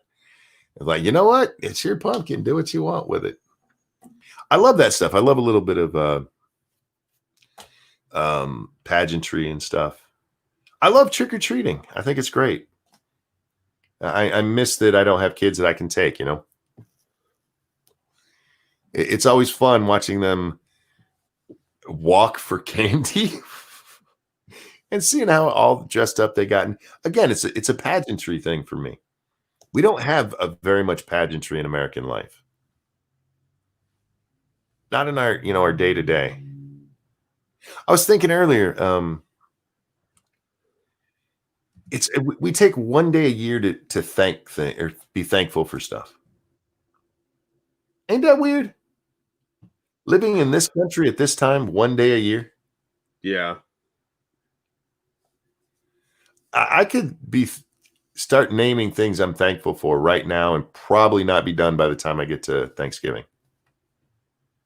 Like looking around my room, I am thankful for everything in it. But yeah, you got shelter. You've got a mini fridge, which is awesome. You've got your computer, which is an amazing piece of technology. The internet, the fact that you have access to the internet is amazing. I think of all the people take it for granted now, but this kind of connectivity didn't exist before the 90s for the average person. Mm-hmm. And we could be doing what we did right now 20 years ago. This is not possible. The technology didn't exist unless we were on ham radios or CB. Well, even going back to like the 90s when the internet starts coming into homes, these speeds were so slow. Yeah. We couldn't have done this show back then. There's no way. Nope. The technology just wasn't there. The processing power necessary, the microchips, the memory, none of it was there. None of it. Well, I was thinking about this earlier, Jack, and I was thinking about those little communist shits in the street out there. And I wanted to put a challenge to people out there. I want you to look around the room you're in right now. I want you to understand everything that's in there required some kind of science to build it, to make it. Even if you're like looking at water, no, nature made water, okay. But to get it into that glass or that bottle or whatever, it took some kind of science to do it. Can you look at one thing in there and point out where the communists were responsible for making it? I'm not talking about building it for us because it's cheaper to do it there. No. Designing it, coming up with the idea. A single thing? No, because communism stifles innovation. Yeah, the only time they can be innovative, because like if you go back to the space race, they beat us. They didn't beat us to the moon, but they beat us with man in space. Mm-hmm. And once they did that, they're like, okay, that's enough. And they stopped. They cut off funding. They could have done it, but they decided, nah, it's not important anymore. Well, they were spending way more money than we were because they were just throwing things at the board. The launch rocket explodes, just build another one. Yep. And their technology level was behind ours, as much as they don't want to admit that. They just strapped more rockets on the base. That's all. Devil's Advocate says they also used German scientists, so they didn't really do it. That's true.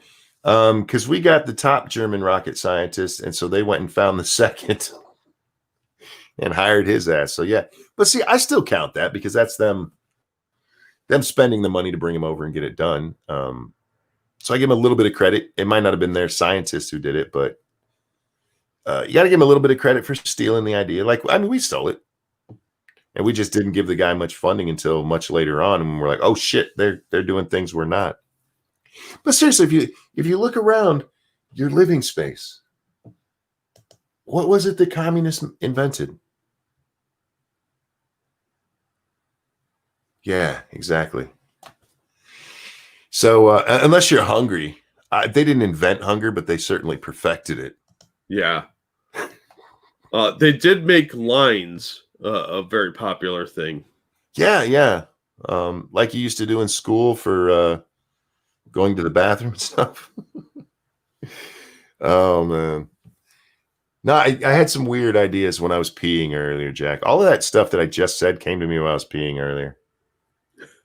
Standing there looking at my dick in the water going, what did the communists invent? Why aren't Americans more thankful? Yeah, that's what I do when I pee, guys. Communism mastered fixing overpopulation. Well, yeah, I guess. That's kind of true. They did refine... Go ahead, I'm sorry. They did refine famine quite well as well. Zan says that's a seriously long pee. No, these are momentary thoughts that turn into actual conversations on the show. You would be surprised how many of our conversations came from me peeing. I don't know why. Next to the shower, it's where I do my best thinking. It's something about looking at my dick that motivates me, Jack. Oh, Jesus. But if you got a better explanation, I'm willing to hear it. I do not. So all right, see. Now I know why Susan wants to see it. She needs some innovation in her life. She's like, we need new ideas. I need to see Monkey's dick. 7 figures, baby. You can look at it.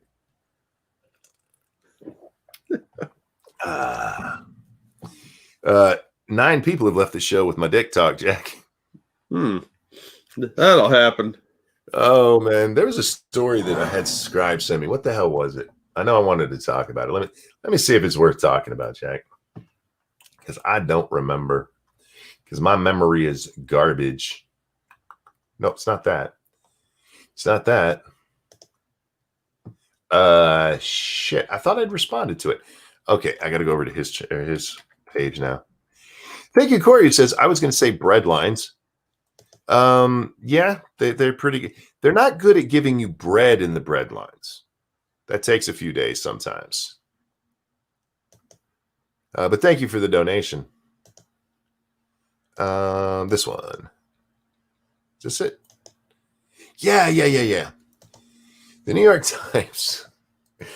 They put out a piece yesterday, Jack, about Mary Trump. Do you know who she is? The niece of the president? Oh, yeah, the one with the book? Yeah. Yeah. Mary Trump, President Trump's niece, filed a lawsuit Thursday accusing the president and his siblings of cheating her out of her inheritance and claiming that for the Trumps, quote, fraud was not just the family business, it was a way of life. Oh, my God. So I want to lay out for people what you just heard. Because if you just read it real quick and don't put any thought into it, it's like, oh, she's suing them. All right. And she thinks they're fraudsters. Well, here's the thing. She said fraud is the family business. And she wants money that she thinks was gotten fraudulently from the family. This would be like suing because the mob didn't give you their cut. Yeah. Yeah, she didn't get her cut and she's mad. Look, this is just more attempts to drum up publicity for her stupid book, which she's probably already made a few million on because people are dumb.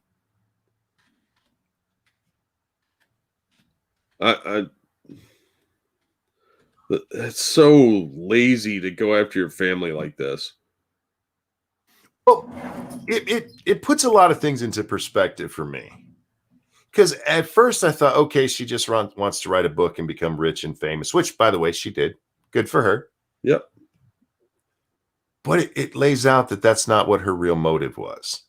She's upset that she doesn't have the Trump fortune. Yeah. She's jealous.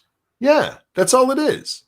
Which makes everything else she said suspect, considering she provided zero proof for any of it. Yeah. Someone got kicked off the will. Yeah. She claims that her uncles cheated her dad or her mom, I forget which it is, out of the family. And good luck proving that. Look, you got I know she got money for that book. She got paid for that book. Oh yeah, she's got to be a millionaire for that. Yeah.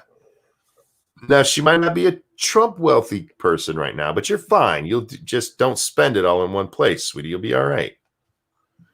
It makes me wonder what she did to not get her inheritance. Well, if I remember right from what was read earlier, it like I said, it wasn't her doing something. It was she got cut out somewhere else. Like her parent got cut out. Marcus says, I believe her. I got a bunch of bridges I'm selling, bud. Well, maybe her dad did get cut out of the will, but maybe there was cause for it. Sure. But yeah, I just loved it. Fraud was not just the family business. It was a way of life. Okay, if you think fraud was the business, you're literally trying to profit off of fraud. But it is seriously like trying to sue the mob because they didn't give you some money from their illegal doings. Yeah. I don't get why people are trying to make us defend Trump all the time. I know. This woman has become a hero of the left for what she wrote. And now her motive becomes crystal clear. I thought it was just to sell a book. I was wrong. I admit it when I'm wrong, Jack. I was wrong. She did it because she wanted to set up a lawsuit to sue to get Trump's money. Yeah, this is vindictive. This is about vengeance, not about just shilling and getting a big pile of money off the president. Because, if she'd written a glowing book about how nice he was and all this and how great the family was, it would never sell. Marcus says, if you think the Trumps are not criminals, you're the one buying bridges. When did I say I didn't think they were criminals? You want to show me evidence of actual criminal behavior? I'm willing to look at it. But if you're saying they committed crimes and they didn't give you your cut, that makes you a wannabe criminal, which is what Mary's saying she is. She's saying they didn't give me my cut for the illegal activity they were doing. Yeah. Either she's a liar or she's really fucking stupid. Little from column A, little from column B. Could be both, sure. But it's not just the business, it's a way of life. I can't imagine what it's like to be Trump's niece and poor. She's not poor anymore, but as poor as she was. That had to be hard to watch Uncle Donald and, sitting on a gold toilet, and you have to have that regular porcelain one. That's a rough life being normal. It's rough. It's rough. No, she's out there telling people what they want to hear. You want to talk about fraud? This is a woman who made up a bunch of shit for her book. How do I know she made it up? No proof. Yep. None. There's no proof for anything she said in her book. No, why would there be? Evidence as colonialism, monkey.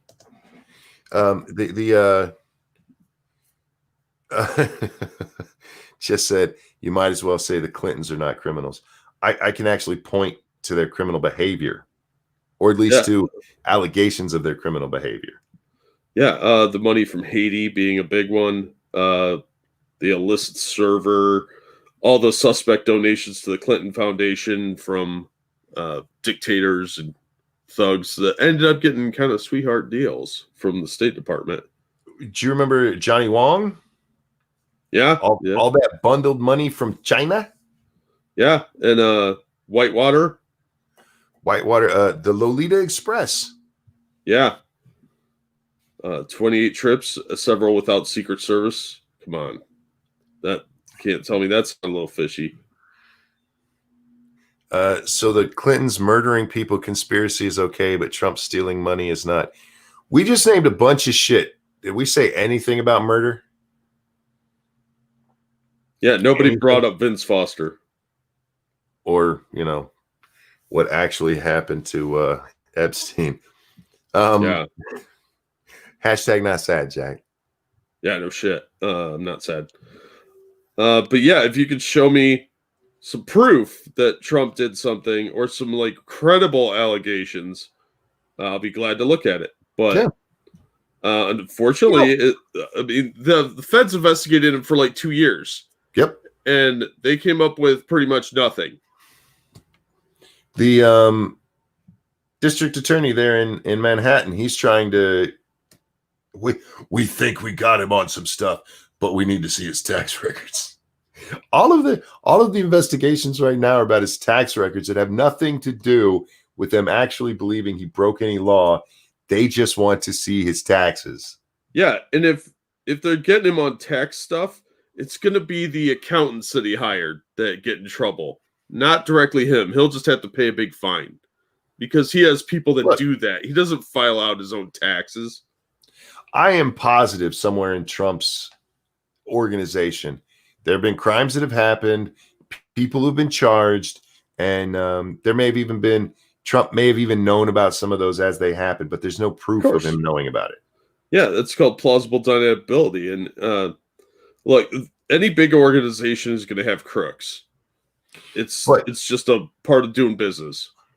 The point be, I want to point out that I said that this would be like demanding money from the mob for not getting your cut. And the answer to that was you might as well say the Clintons aren't criminals. You want to address the actual point I made, or are you just going to keep deflecting? Mary is just out there saying shit, hoping she gets some money. She wants paid. She wants to get some of that Trump money. And if she thinks it was stolen or something like that, she should be pushing to have prosecutors look at it rather than saying, I want my cut of it. That would be the good thing to do. That would be the honorable thing to do. But no, that bitch just wants paid. She wants money she didn't work for and didn't earn. Yep. and she's willing to destroy other people to try to get it.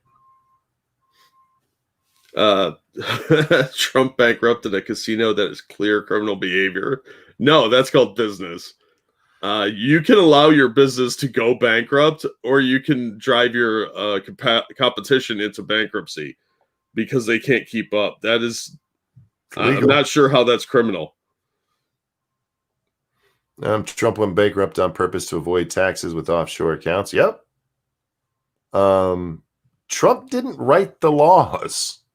Yeah. Okay, people got to stop doing this. Stop blaming business people for using the laws that exist. There are business people who break the laws all the time. Yeah. And there are people that work within the system and do shitty things. That's the way the system's designed, because all the regulations and everything.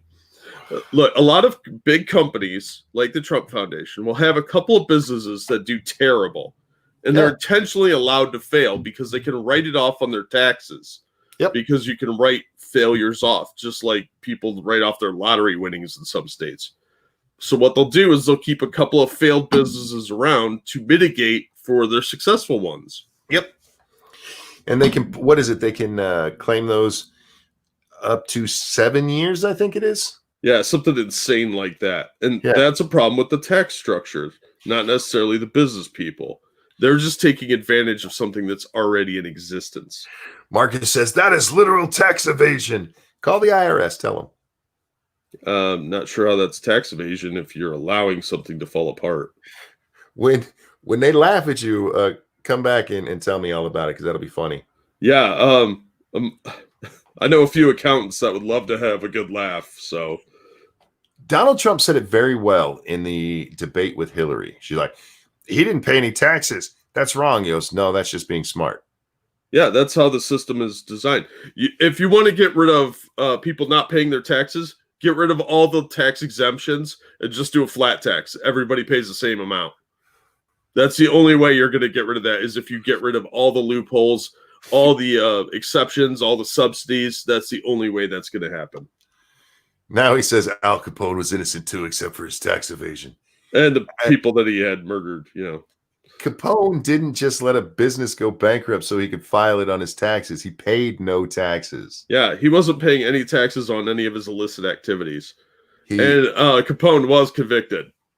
And the dumbass had an accountant who kept actual books on it. This is what we made. Well, what did you pay in taxes? Nothing.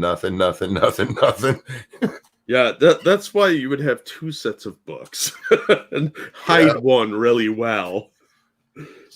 Yeah, it's you can't have an incompetent accountant if you're a criminal. That's just dumb. That's bad management. And he went to jail for tax evasion. So yeah, and then he got the syphilis, and well, things didn't go well. Marcus, it sounds like your problem's with the laws, not with Trump, man. Yeah. If you just don't like Trump, that's fine, but don't try and make excuses for it by trying to address things that the legislatures should be fixing. Yeah, you need to be mad at Congress. They're the ones who write this shit. Yeah, and a lot of it is garbage. I'll give you that. There's a lot of garbage loopholes out there, but I'm for closing all of them. Close every fucking tax loophole we have. Make everyone pay the same amount, regardless of, the same percentage based on how much money they're making. A nice flat tax would go well for everyone. You get a half a sheet of paper, write your check, or have your boss do it, and boom, done. Everybody's happy, and then there's nothing to complain about. I will give you a, say, $15,000 per person. What's the word I'm looking for? Exemption. Everybody gets that. And then everything you make above that is taxed at the exact same amount for everybody. Yep. That's fair. No loopholes. The same would go for businesses. Just, this is your tax. And I don't care if you had a failed business. What was your profit? That's what we're looking at. The end. That's what you're paying on. I'm all for that. But don't be mad at Trump for using the system as it exists.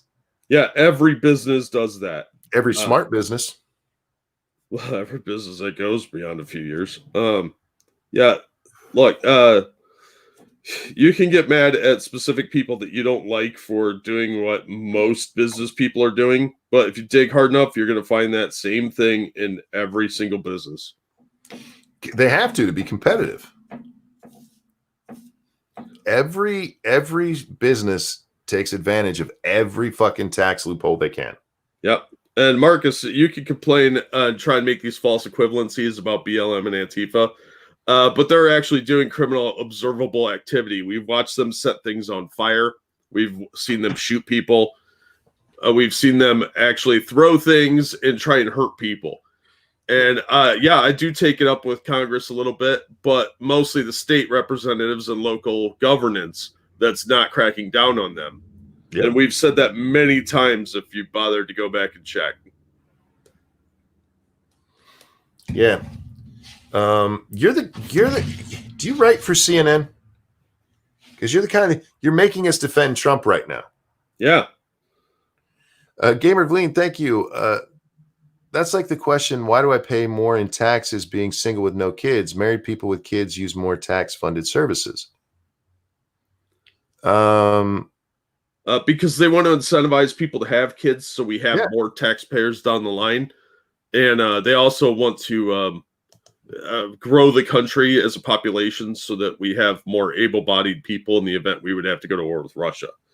That was mostly the motivation for that back then in the day. So the penalty for being single is like, hey, get out there and make some babies so we have more Americans. Yeah. Go do your duty as an American. Have a baby. Not one that is going to mooch off the taxpayers, though. Yeah. Well, even for that, I mean, you know, you're talking about growing the country. Sometimes it's preferable to grow and maybe have to pay a little bit for it down the line. Mm-hmm. Certainly for some Congress people, at the very least. Yeah. Yeah. Why do people make us defend Trump? I don't know, because they're blinded by their hatred of him, and they start making just random allegations. What this could remember when Warren Buffett came out? I pay less in taxes than my secretary. Why are you using them loopholes, man? You don't have to. No, you don't have to, and your secretary should get a better accountant. Yeah, you don't have to take all of those exemptions they allow you, Warren. Oh, yes, he does, because he likes his money. But the funny thing there, it wasn't that, hey, we need to overhaul the tax code. The only thing, we need to raise the tax on millionaires and on rich people. Okay. So you raise the tax on them, and they still have a shit ton of loopholes. If you go back to, they like to bring up, under John Kennedy, the highest tax bracket for rich people was 70%. Nobody paid 70%. Nobody. Because there were enough loopholes in there that it didn't matter how high that fucking tax rate was. Yeah. Nobody was paying 70% of their income into income tax. That whole 70% thing is almost a joke. Yeah, it was for show. Yeah. Get rid of the loopholes. You'll fix a lot of shit. You'll have a whole bunch more money come into the fucking treasury. Oh, absolutely. Then we could stop borrowing money from China like a bunch of rubes. Stop blaming the rich people for using the system that your representatives put in place. Start blaming them. Jack, I blame the news media. I blame people not looking stuff up. Daryl, thank you so much. Newsflash, Hawi R&D Center in China is on fire. Is it really? Wow. They're the ones that are not allowed to sell shit here, right? Huawei, however you say that. I forget. Oh, Huawei? Yeah, they're not allowed to sell their a lot of their stuff here anymore. And you can't use one of their phones if you work for the government because they have a lot of spying tech. I think some people out there need to really go look at states' rights issues and how, unless somebody's declared a terrorist organization, it falls to the states to deal with groups like Antifa and BLM, unless the federal government is requested to come in. Yep. So false equivalency again. Cryptic, thank you. Every time a liberal wants to raise taxes, I just ask them, why haven't you sent the IRS a check each year? You think you need to pay more? I've asked that same question. Like, why don't you can donate money to the federal government. Yeah. Well, they don't do it because they want you to pay it, not them. Yeah, they want to still use that fucking loophole they got. As Massive just said, 70% of zero is zero. Absolutely is. Yeah, it's some serious stuff. If you do not blame Trump for abusing the laws, then do not blame Antifa or BLM. Blame Congress and shut up about it. Like I said, it's a states' rights issue. You can't just go marching into another. Not abusing the laws. Listen to me. Using.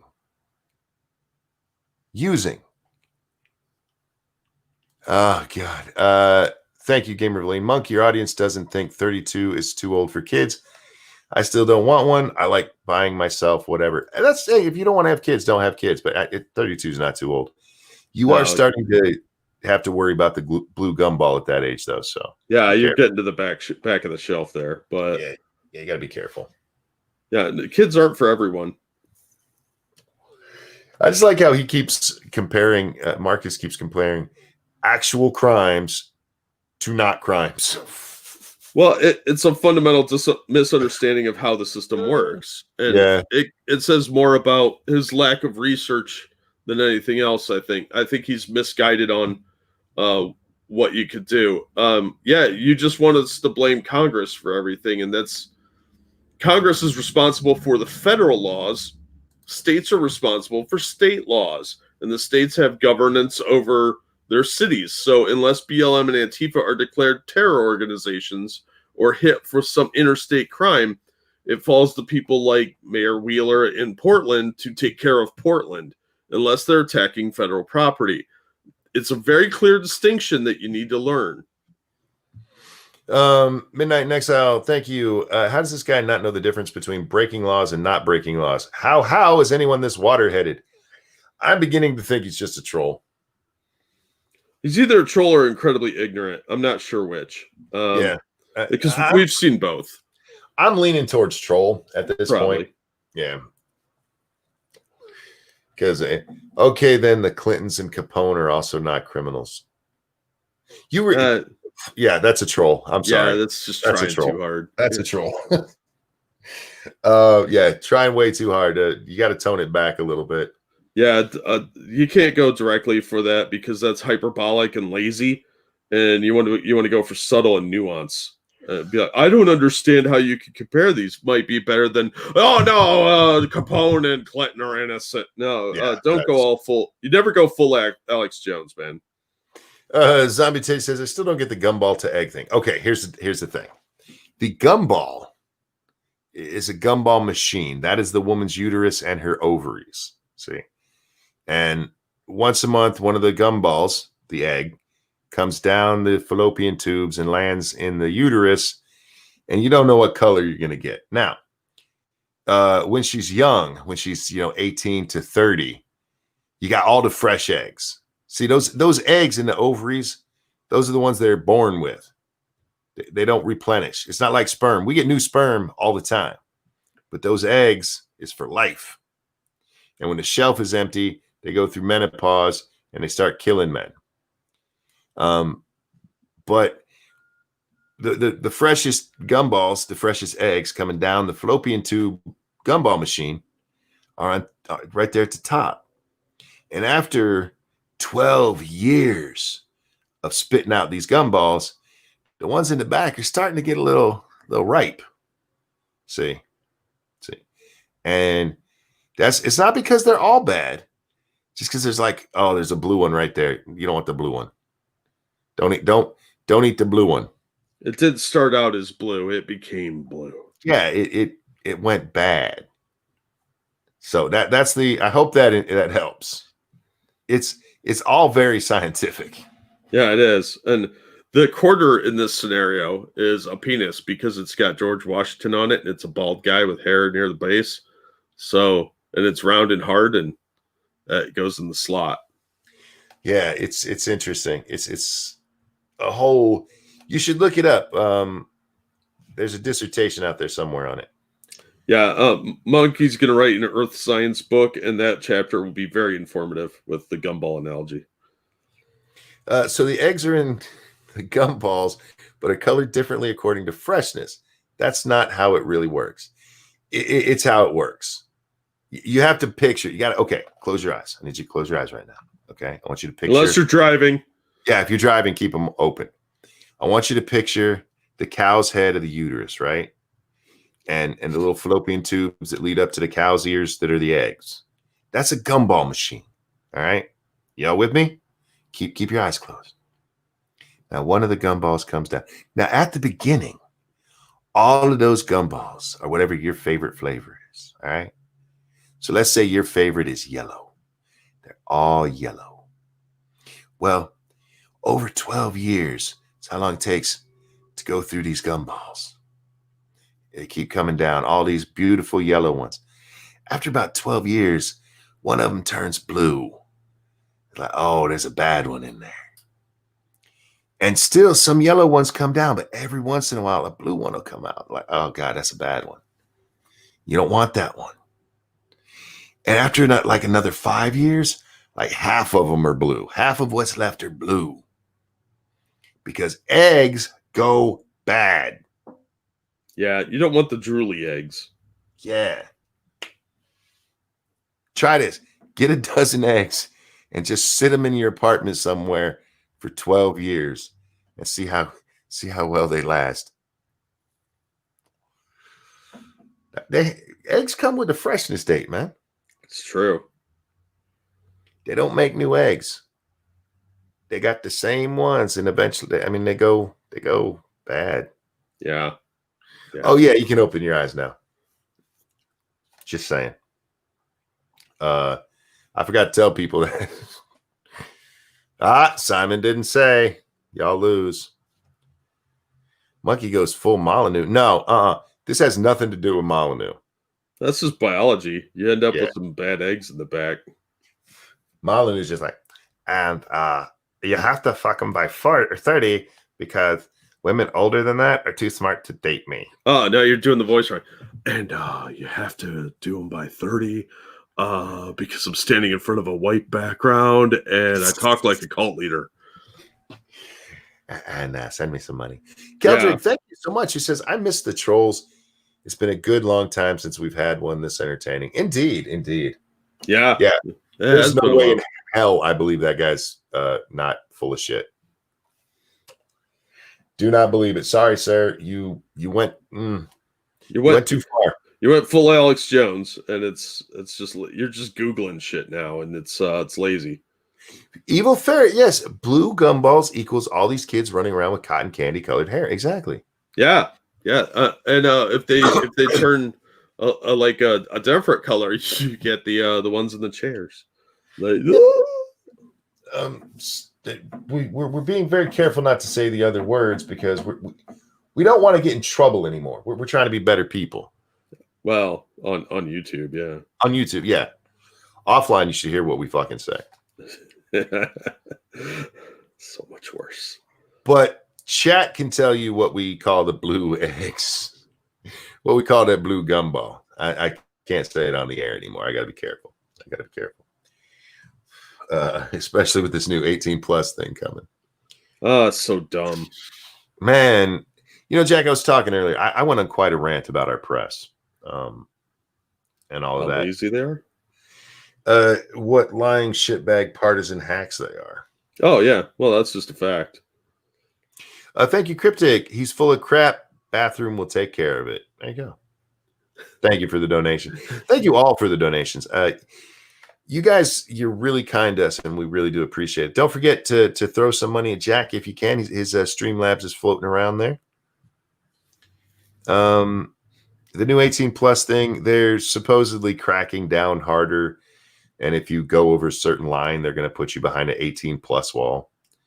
Some of my old ones, I'm sure, will end up behind 18 plus walls because we've said some horrible shit before. Yeah. Well, fun stuff they interpret as horrible.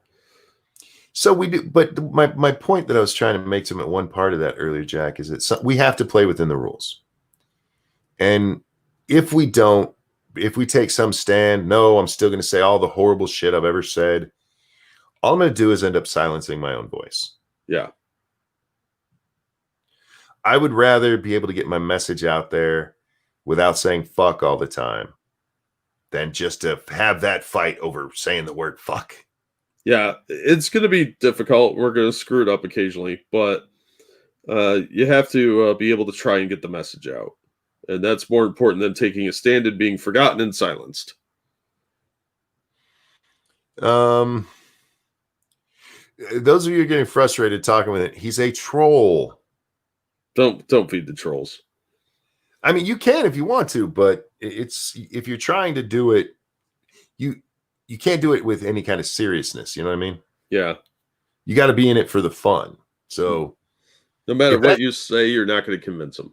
Yeah, if you're because he doesn't want to be convinced. That's not his point. His point is just to fuck with you. So don't feed the trolls. But I always hated that phrase, Jack, because I like engaging trolls. I think it's a lot of fun. Yeah, but you're not getting frustrated and serious with it, right? You're just toying with somebody. Yeah, it's playing their game back on them. It's a lot of fun, especially when you can run them into a circle and slam them into a wall, which is not hard to do. Pincalo, thank you. Cullen is an example of going full Molyneux, not Ranting Monkey. Yeah, Dave Cullen, man, what happened to him? I haven't watched his content in a couple of years. What happened? He's gone like full Molyneux. Oh, that's odd. At least last time I saw. If I want to shit post the troll, I'm going to shit post the troll. Oh, Havoc, have fun. I saw people getting frustrated with it. Don't get frustrated with it. Trolls are there for our enjoyment. Enjoy them. Yeah, everybody has fun in that situation. They're like really loose chicks. Yeah, you don't want to bring them home. It's not a relationship. You're just there to fuck around. I missed what was going on, so I wanted to give him a chance. Oh, okay, yeah. He's full of shit, man. In order for him to believe what he's saying, he'd have to be incredibly stupid. He'd have to be dumb enough that he couldn't actually type the words he's writing. So I don't believe he's real at all. Jack, I played my video game earlier for 7.5 hours. Jesus. Yeah, it was fun. I had a blast. Good. Restarted my game. I'm on season 2 now. Oh. And how's this one going? Good. I've been having some fun with it. And the thing, here's what happened. In my first game, I knew nothing about the game. So I was in it completely blind, and I was just, learning what's going on. Mm-hmm. And so I made a lot of mistakes. None that were really, really costly, but mistakes that in order to fix them, specifically like building my homes and stuff, which takes a while, it would have taken me like twice as long to rebuild everything where I wanted it instead of just starting over and fixing stuff from the beginning. And I'd played through enough time in that one that I'm like, you know what? This is actually long after I would have stopped. Because what I usually do with a game like this, Jack, is I play for a little while and learn the systems, and then I start the game for real. Yeah. And that's basically what I'm doing. And thank you, Chef James. I've been spamming my little brother, the knowledge, Ranting Monkey, and the Lords. Well, thank you. I appreciate that. And T. Ryan says, trans story hour for kids won't be 18 plus content. Of course not. No, that's protected class. It's not going to be an issue there. I want to show you my new check that out. I'm proud of that one. This is my new thumbnail for the season 2. Oh, I thought that was the official thing. I didn't know you made that. No, I made that. The official thing around the medieval dynasty is a big square. And the picture is from them. It's a picture that they have as part of their press kit. Yeah. But yeah, the wording and everything is at least altered by me, depending on which part you're looking at. Oh, nice. No, it looks good. I like that one. A good response from it too, man. I had at least 50 people most of the time for 7.5 hours. Wow. Yeah. These fuckers are freaks, and I love them. Best audience on the planet. I will bite anyone who says different. But I do need to wrap up this one, Jack, because well, we've been going for a while.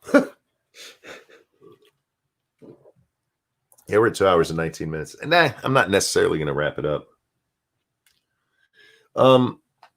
Yeah, we have a problem with our press. And unfortunately, we're seeing it from the troll there. You see a lot of this kind of stuff. False equivalencies. And people just going, yeah, that makes sense. And they don't. Not even a little bit. And our press runs with it. And then it becomes canon. Yeah. Our press is like really bad fan fiction now. Yeah. Yeah. I like Polly's term of news entertainers. I think that is very fitting. Well, see, I have a problem with that because I don't think it's news a lot. Oh, but they're entertainers posing as newsmen. Yeah, that's fair enough. But yeah, it's just not news. It's nonsense. Nonsense. Real quick. Thank you, Pincalo. Best way to explain Cullen is to take Molyneux and David Icke and toss them into a magic bullet with the new Irish protest ideals. It's a horrible thing to watch. That's horrifying. Okay. Does he believe in lizard people now? Because that would be a little entertaining.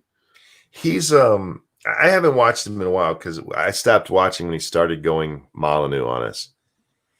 And yeah, he just, oh God, he just veered straight off the road. Well, there's a lot of people I quit watching around the same time when I started working on my channels more and actually making a lot more content. And he, unfortunately, was one of them. I liked him, but he had just found God around the time that I quit watching. Yep. But he just didn't make the cut anymore. You know, it's nothing personal. I just lost track of certain people and was like, all right, whatever.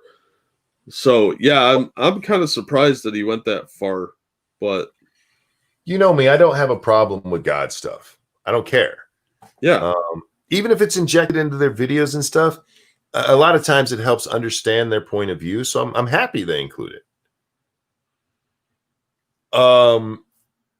If he shaved his head and put on a toga and started passing out little flowers at an airport, I wouldn't be shocked. Oh, that bad, huh? Last time I saw, yeah, I was just like, I can't. Good luck to you, but no, I'm out. Yeah, that's yeah, you hate to see it. Yeah, you do. People get when they're looking for meaning in their life, some people go a little extreme and they end up going down the rabbit hole all the way. There's also a part of it, because Molyneux is big on conspiracies without actually talking conspiratorially. He doesn't go full Alex Jones, you know. Yeah, he holds it back. Just that taste to get people to go. Could that be? And it's another thing I don't like about the guy. I just hate the way he talks. He has that theological, over dramatic presence, but he does it while whispering. Yeah. So it's a really bad preacher in a little room whispering to co-conspirators is how it sounds to me. I first saw him. It was when I first found YouTube, and it couldn't have been a month after that I saw one of his videos, and he was giving a talk in front of a small room, maybe 100 people. And it was a really good talk. He was talking about feminism. And this was back when he was just, men's rights guy. And it was really well done. And he didn't do the whole whispering thing the whole time. Barely at all, if I remember correctly. And he made a lot of sense. I'm like, wow, damn. Cool. Good on you. And so I'd watch a little bit. And every now and then I'd tune in. And then he started the whole alt-right thing. It messed up a lot of people. Some of them went down some rabbit holes they probably should have stayed the fuck away from. Yeah. And yeah, just why are there ads in front of the stream? Probably because I haven't said the C word yet. Cullen called Sargon a socialist. I got to be honest, I haven't watched Sargon in a while either. The last time I watched it was just to see his video on the Aquila, whatever her name is, actually. Yeah, the lawsuit one. He earned a brag, and so I went over and watched his brag. Good on him. And fuck her for being such a bitch about it. Yeah. She went out publicly and said that's why she was doing it. It was stupid. Yep. That was just her own case. Yeah, bad tactics, man. People are obsessed with being out in the public and saying everything in public, and that's not always a good idea. No, if you have any kind of dealing with the law, and I do mean any, shut the fuck up. Yeah. Lawyers are there for a reason. Yeah, any lawyer you were to assault, any cop that you know who's not involved in your case, all of these cops will tell you, shut the fuck up. Yeah, you have a literal right to remain silent in this country. You might want to use it. And that goes for criminal. That goes for even if you're innocent. Civil. Yep, shut the fuck up. It's amazing how many innocent people have ended up in jail because of stupid shit they said. Yeah, you could talk yourself into jail pretty easily, even being innocent. Some people are people pleasers, and you'll say the wrong thing or agree to something just to try and get out of the trouble, and it'll cause you more. It's not worth it. Just ask for your lawyer and sit there quietly until he shows up. I'm not answering fuck all. I don't have to. Go find whatever evidence you think it is. Otherwise, leave me the fuck out of it. Shut the fuck up and don't sign a goddamn thing. Yep. When you get pulled over and they say, do you know why I pulled you over? Don't answer it. Nope. Because you probably don't. Don't be like, oh, I was speeding and he pulled you over for a taillight, you know? Yep. For the body I have in the trunk. Don't do that, by the way. I had a friend. This is okay. I live in small town, and small town cops can be dicks. Yeah. They will. There's certain families that just get known for being troublemakers. Oh, yeah. And he happens to be in that family. And he's not a troublemaker, but he is a smartass. So the cops know him, and he gets pulled over. And they asked him, why, do you know why I pulled you over? He said, because of the guns in the trunk. And they pulled his ass out and searched his car. Yeah, that was dumb. Yeah. It was a joke. The cop knew it was a joke, but the cop he's like, oh, you want to fuck with me? I'll fuck with you. Yeah. And there's nothing you can do about it. You just told him you had guns in your trunk. And they asked, can I search your car? And they said no. So they actually, this drug out for like 2.5 hours. It was like 2:00 in the morning. And he was just pulled over for speeding. He was only slightly going over. They didn't even write him a ticket for it. Yeah. Wow. Yeah, he probably would just get off with a warning. Yeah, you don't want to cause yourself that kind of headache. It's not worth it. They don't have a sense of humor when they're working. Just remember that. No. And again, he's from a family that, I mean, his dad and uncles have been arrested more times than we can count. Mostly petty shit, you know. Yeah. Drunk and disorderly. So yeah, cops are, you know, bored and like, I wonder what they're up to tonight. Yeah, it's small town cops piss me off. Well, they got a lot of free time. They do. So now I got to be honest too. That they're also they're very helpful when you actually need them, but they can be petty as fuck. Yeah. Well, you know, that's when you have a lot more power base like that, then of course they're going to have a lot more latitude because they're in charge of a small community. They don't have a lot to do, and they have a lot fewer people to handle problems. So they get to know all the troublemakers, and they want to make your life miserable and hold grudges. Plus, a lot of the guys that get booted off of big city forces tend to go out and work in smaller communities. Yeah. My friend, being who he is, he thought it was funny as hell. He hated it at the time, but he was one of those people that when bad shit happened to him, he'd be mad that day, and then the next day it was the funniest thing that ever happened to him. Yeah. So that was great. At least he had a good attitude about it. Yeah. Don't talk to the police like that when they ask you, do you know why I pulled you over? No, sir. That's all you say. No, sir. Yeah, because it might be something totally innocuous. You actually don't know. Even if you were speeding, it might be your taillight. It might be that light above your license plate. It might be because the road is closed ahead of you. All sorts of reasons. Yeah, and I know somebody got a ticket for an expired plate. The cop hadn't even noticed. They pulled him over for speeding. Yeah. Do you know I pulled you over? The expired plate. Oh, I didn't even see that. Yeah, so they got a double ticket out of it. Yeah, nice move. Yeah, keep your fucking mouth shut.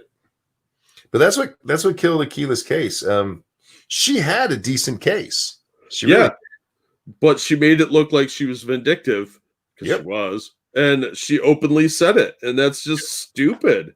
Yeah, it had nothing to do with actually thinking her copyright was infringed. She did it to punish him for making fun of her. Yeah. And it cost her a lot of money to do that. Yeah, what was it? Almost 40 grand? Yeah. He's going after her for more money for something else, too. Good. So he's probably going to get it because she's dumb and fucked up. Yeah. And remember that is just that 40 grand is what she owes him. She still had to pay her lawyers and all the court fees that she had to pay to go through this. Yeah. I think he's going for punitive damages because she was vindictive. Yeah, he was entitled to those. So yeah. He mentioned that in his video, and he's like, I'm not sure if I should. I'm like, you should, motherfucker. But yeah, all told, right now, this has cost her almost 100 grand. Yeah, which is stupid because really all she had to do was strike down the video and move on with her day and be a fucking grown up about it. Instead, she had to go through the entire thing to try and get him, and this is what it costs for revenge. It's rarely worth it, especially when you lose. Yeah, if somebody makes fun of you online, move on. Yeah, get over yourself. You're not that important, and it'll hurt for a minute. Get over it. Stop being a baby. The only people I've ever struck, Jack, for using my videos there were 2 channels that did it. Copied my channel in whole. Yeah, that's not cool. Nope. If you're critiquing or you're using a little part of it, because even if you watch Undoom's old videos, he would have little house clips in there that technically weren't him using commentary, but they could be commentary on what was said, so it's iffy territory. Yeah. If somebody wanted to do that with one of my videos, use a little clip of me saying like, hey, your life makes me sad, I have no problem with that. Just don't copy my whole fucking video and put it up like it's yours on a channel that you made using all of my artwork and everything. Yeah. They literally look like my channel and uploaded every single one of my videos at the time. I was like, oh, hell no.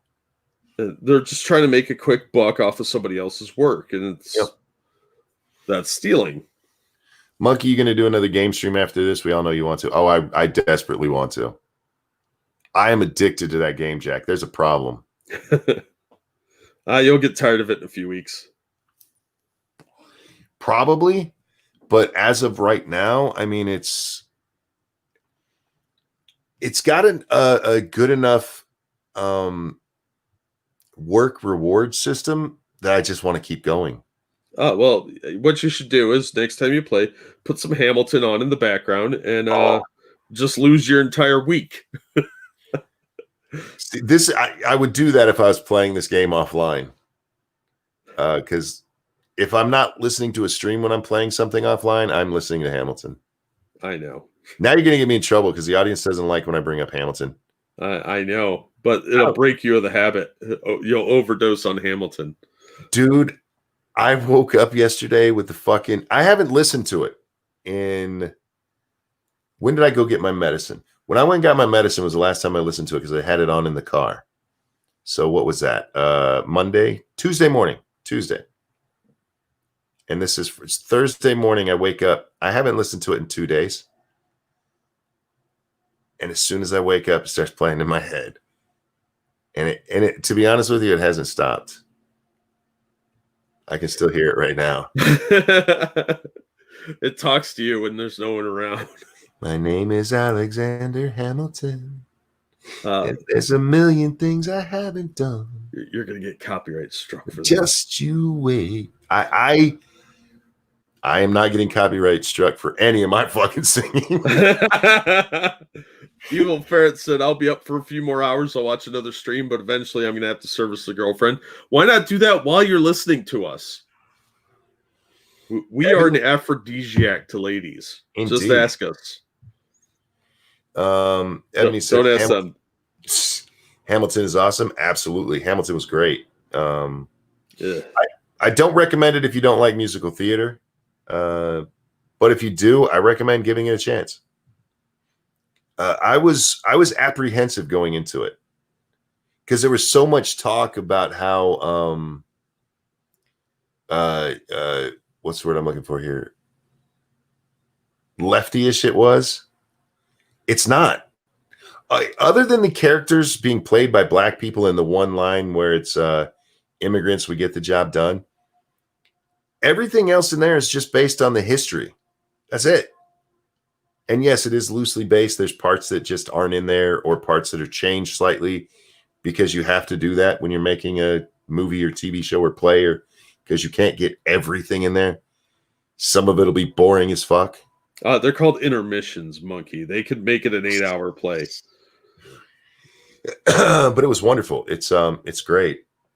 Yeah. I listened to it on a whim and I loved it instantly. I listened to it because it was coming to Disney Plus, and I'm like, do I want to watch this? And I went through and I listened to the different songs, and there were a couple of them that caught my eye. Say No to This. Oh my God, that song is so good. I listened to that probably 30, 40 times before I actually watched the play. And once again, I regret bringing up Hamilton. You did it, bitch. This is on you. I did. This was my own fault. I wasn't thinking like a college girl at a frat party drinking too much. It's my own fault. Play. You should give it a chance, man. No, plays are stupid. There's only 2 good plays, and one of them is Phantom of the Opera. Plays are just movies, man, with people acting out right there. Over the top acting, bunch of people shouting, a room full of other people that smell. No, I'm good. This, by the way, is not technical. This would be more accurately described as an opera. Yeah, you're not helping your case here, buddy. But not with opera music. What I mean by that is there are very few lines in this whole play that are spoken. Everything is sung. Yeah, that's not really helping the case. Oh, it's awesome. I was expecting a play. And so I'm like, holy shit, they are singing just the whole goddamn thing. All right. And it made sense because when I first, like I said, I listened to it first. And you do the math on how many songs there's, like, that's like 2.5 hours worth of songs. How long is this fucking play? But yeah, the play's like 2.5 hours because it's almost. I think there's. I think it's the part where John dies. John Lawrence. That's the only part that's spoken. The only plays worth watching are outside of Shakespeare, of course. Are can't think of one because they're garbage. There's like 2 good ones: Phantom of the Opera and something else. Maybe that's Spider-Man one. I don't know. I've only seen a handful of them, and I fell asleep every time. And believe me, when you fall asleep in a theater, people get really mad. Ebony, thank you so much. The musical itself isn't political at all. It was the fandom, Tumblr, that made it political. I love musicals and was obsessed with it for months. Oh, it's great. I've been obsessed with it for months now. I like musical theater. I like theater itself. They're just story. It's the same thing in television and movies, man. Really? Yeah. Oh yeah, I was watching Die Hard the other day, and suddenly he broke out into a song. It was magical. You ever seen a Disney movie? I don't like Disney movies for the most part. All right. What about Bigger, Longer, and Uncut? South Park's movie. Oh, that was South Park. That's different. That's a quality film. So it's okay if it's South Park. It's okay if it's good. Some of it's good is being the point. Some of it's trash. Oklahoma is garbage. Sorry, people. That is garbage. Stop making people watch that. There's only one good musical movie. One. What's that? Wizard of Oz. Oh, that movie. That movie sucks, man. No wonder your taste is so bad. My taste is awesome. You give me shit about Footloose, and you love Wizard of Oz. I don't love Wizard of Oz. I enjoy Wizard of Oz. Return to Oz was a superior film and no singing. But Wizard of Oz is a classic. Mecca of gay. Yeah. There were no gay people until Wizard of Oz was written. That is science. I don't think that's a fact at all. I think that's it is. I think that's speculation. Because they were all born under the rainbow. I don't think that's how that works, but your rewrite of history will be acknowledged for now. I have to look more into that, how gay people are made. I'm fairly certain that's what did it. I'll consult some textbooks on that. Maybe there'll be something about rainbows and leprechauns and the gays. Johnny says only good musicals, Grease. Anything else is clearly gayer. I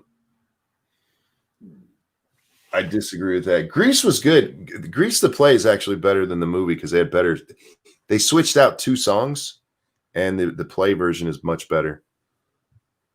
Yeah. The Wiz. Yeah, I do like The Wiz. I will admit that is a guilty shame. The Wiz was not bad. And you know why? It's because they funked it up and brought it into the new century at the time. It was a really fucked up movie. If you really watch that, that's a dark fucking movie. But it's still the same basic premise. Yeah. It's a fun film. Phantom of the Paradise was good too. It was a Phantom of the Opera takeoff with rock and roll.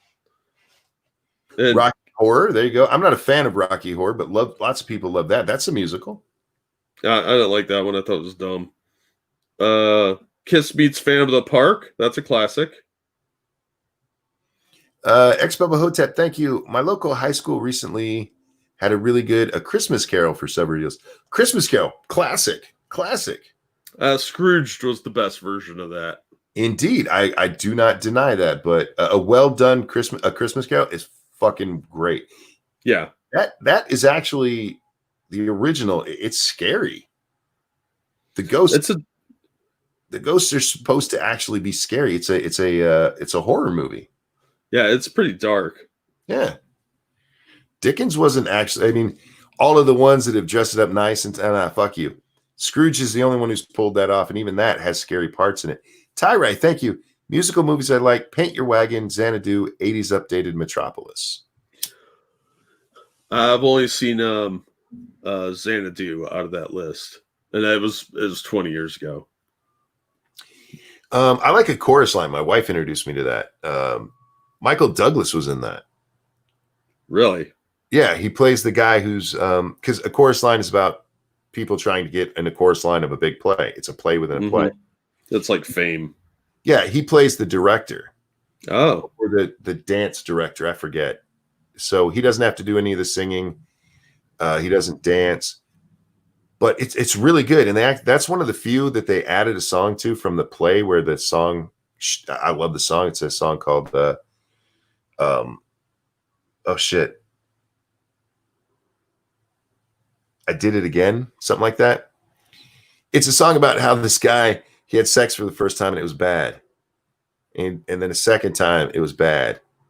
And then he tried it again and it was fucking great. It's one of the things I like about musical theater. A lot of musical theater is really dirty. It really is. There's a lot of sex and stuff in musical theater. There's a lot of horrors in musical theater. Yeah, that's true. What about Little Shop of Horrors? I'm not a big fan, especially of the movie. I think that movie is kind of what Jack was talking about. Just people being loud, obnoxious, overacting. Yeah. So they could have toned that down a bit. There's no casting couch, not realistic enough. Yeah, I can't believe you don't like any kind of theater, really. Except, I mean, look, I'll give you credit for liking Shakespeare. Yeah, I mean, Shakespeare was designed to be performed. It wasn't designed to be sat and read.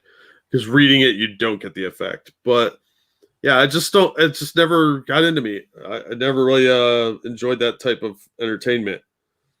I always thought it was boring. Fair enough. I always I used to argue with people when I was in high school about Shakespeare because I love Shakespeare. It's hard to. You mentioned it's not meant to be sat and read, and most plays that are written aren't meant to be read that way. But like The Odd Couple, the original Odd Couple, if you read it, it's actually quite good.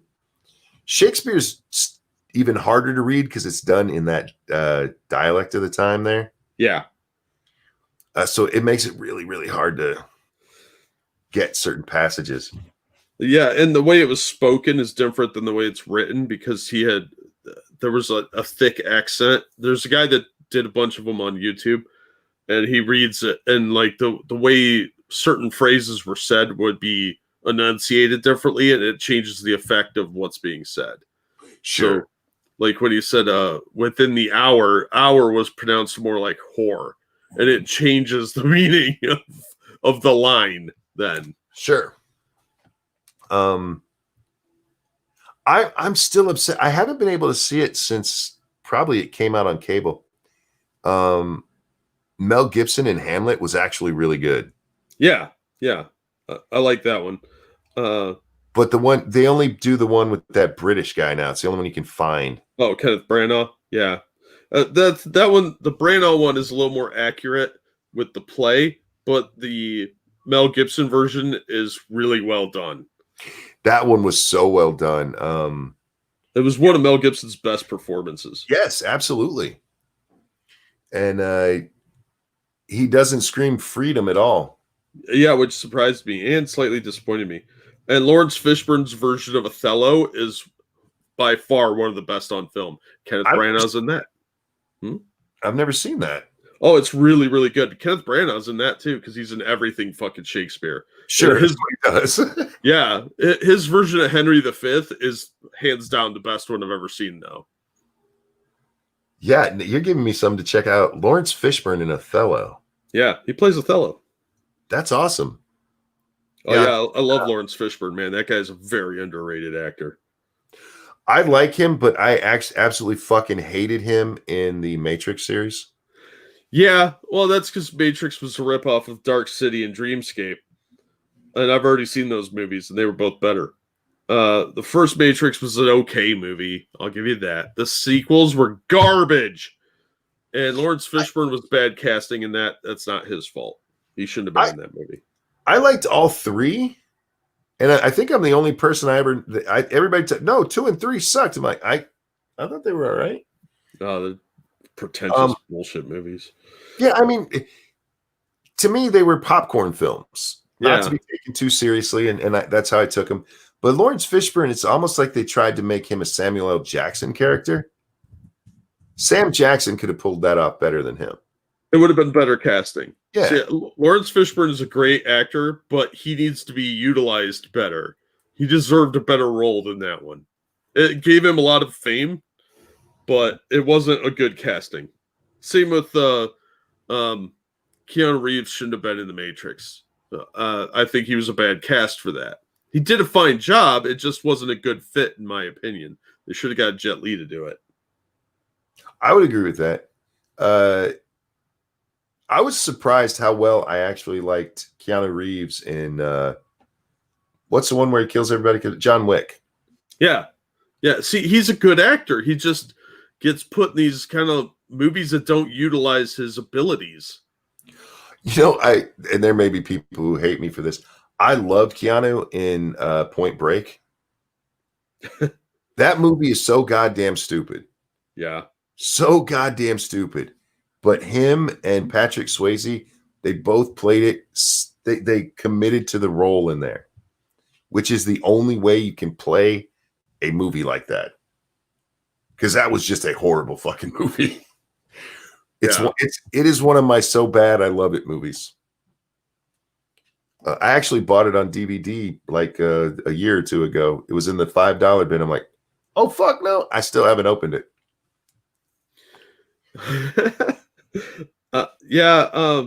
Point Break's a good like guilty pleasure kind of thing, like Roadhouse. You know, like it's fun. Another one I have on DVD, haven't opened. I haven't seen Roadhouse in like 20 years because it's like this movie's dumb, but I love that it's a silly, fun popcorn kind of film. I used to hate Keanu Reeves till I figured out that he's just badly cast. He is.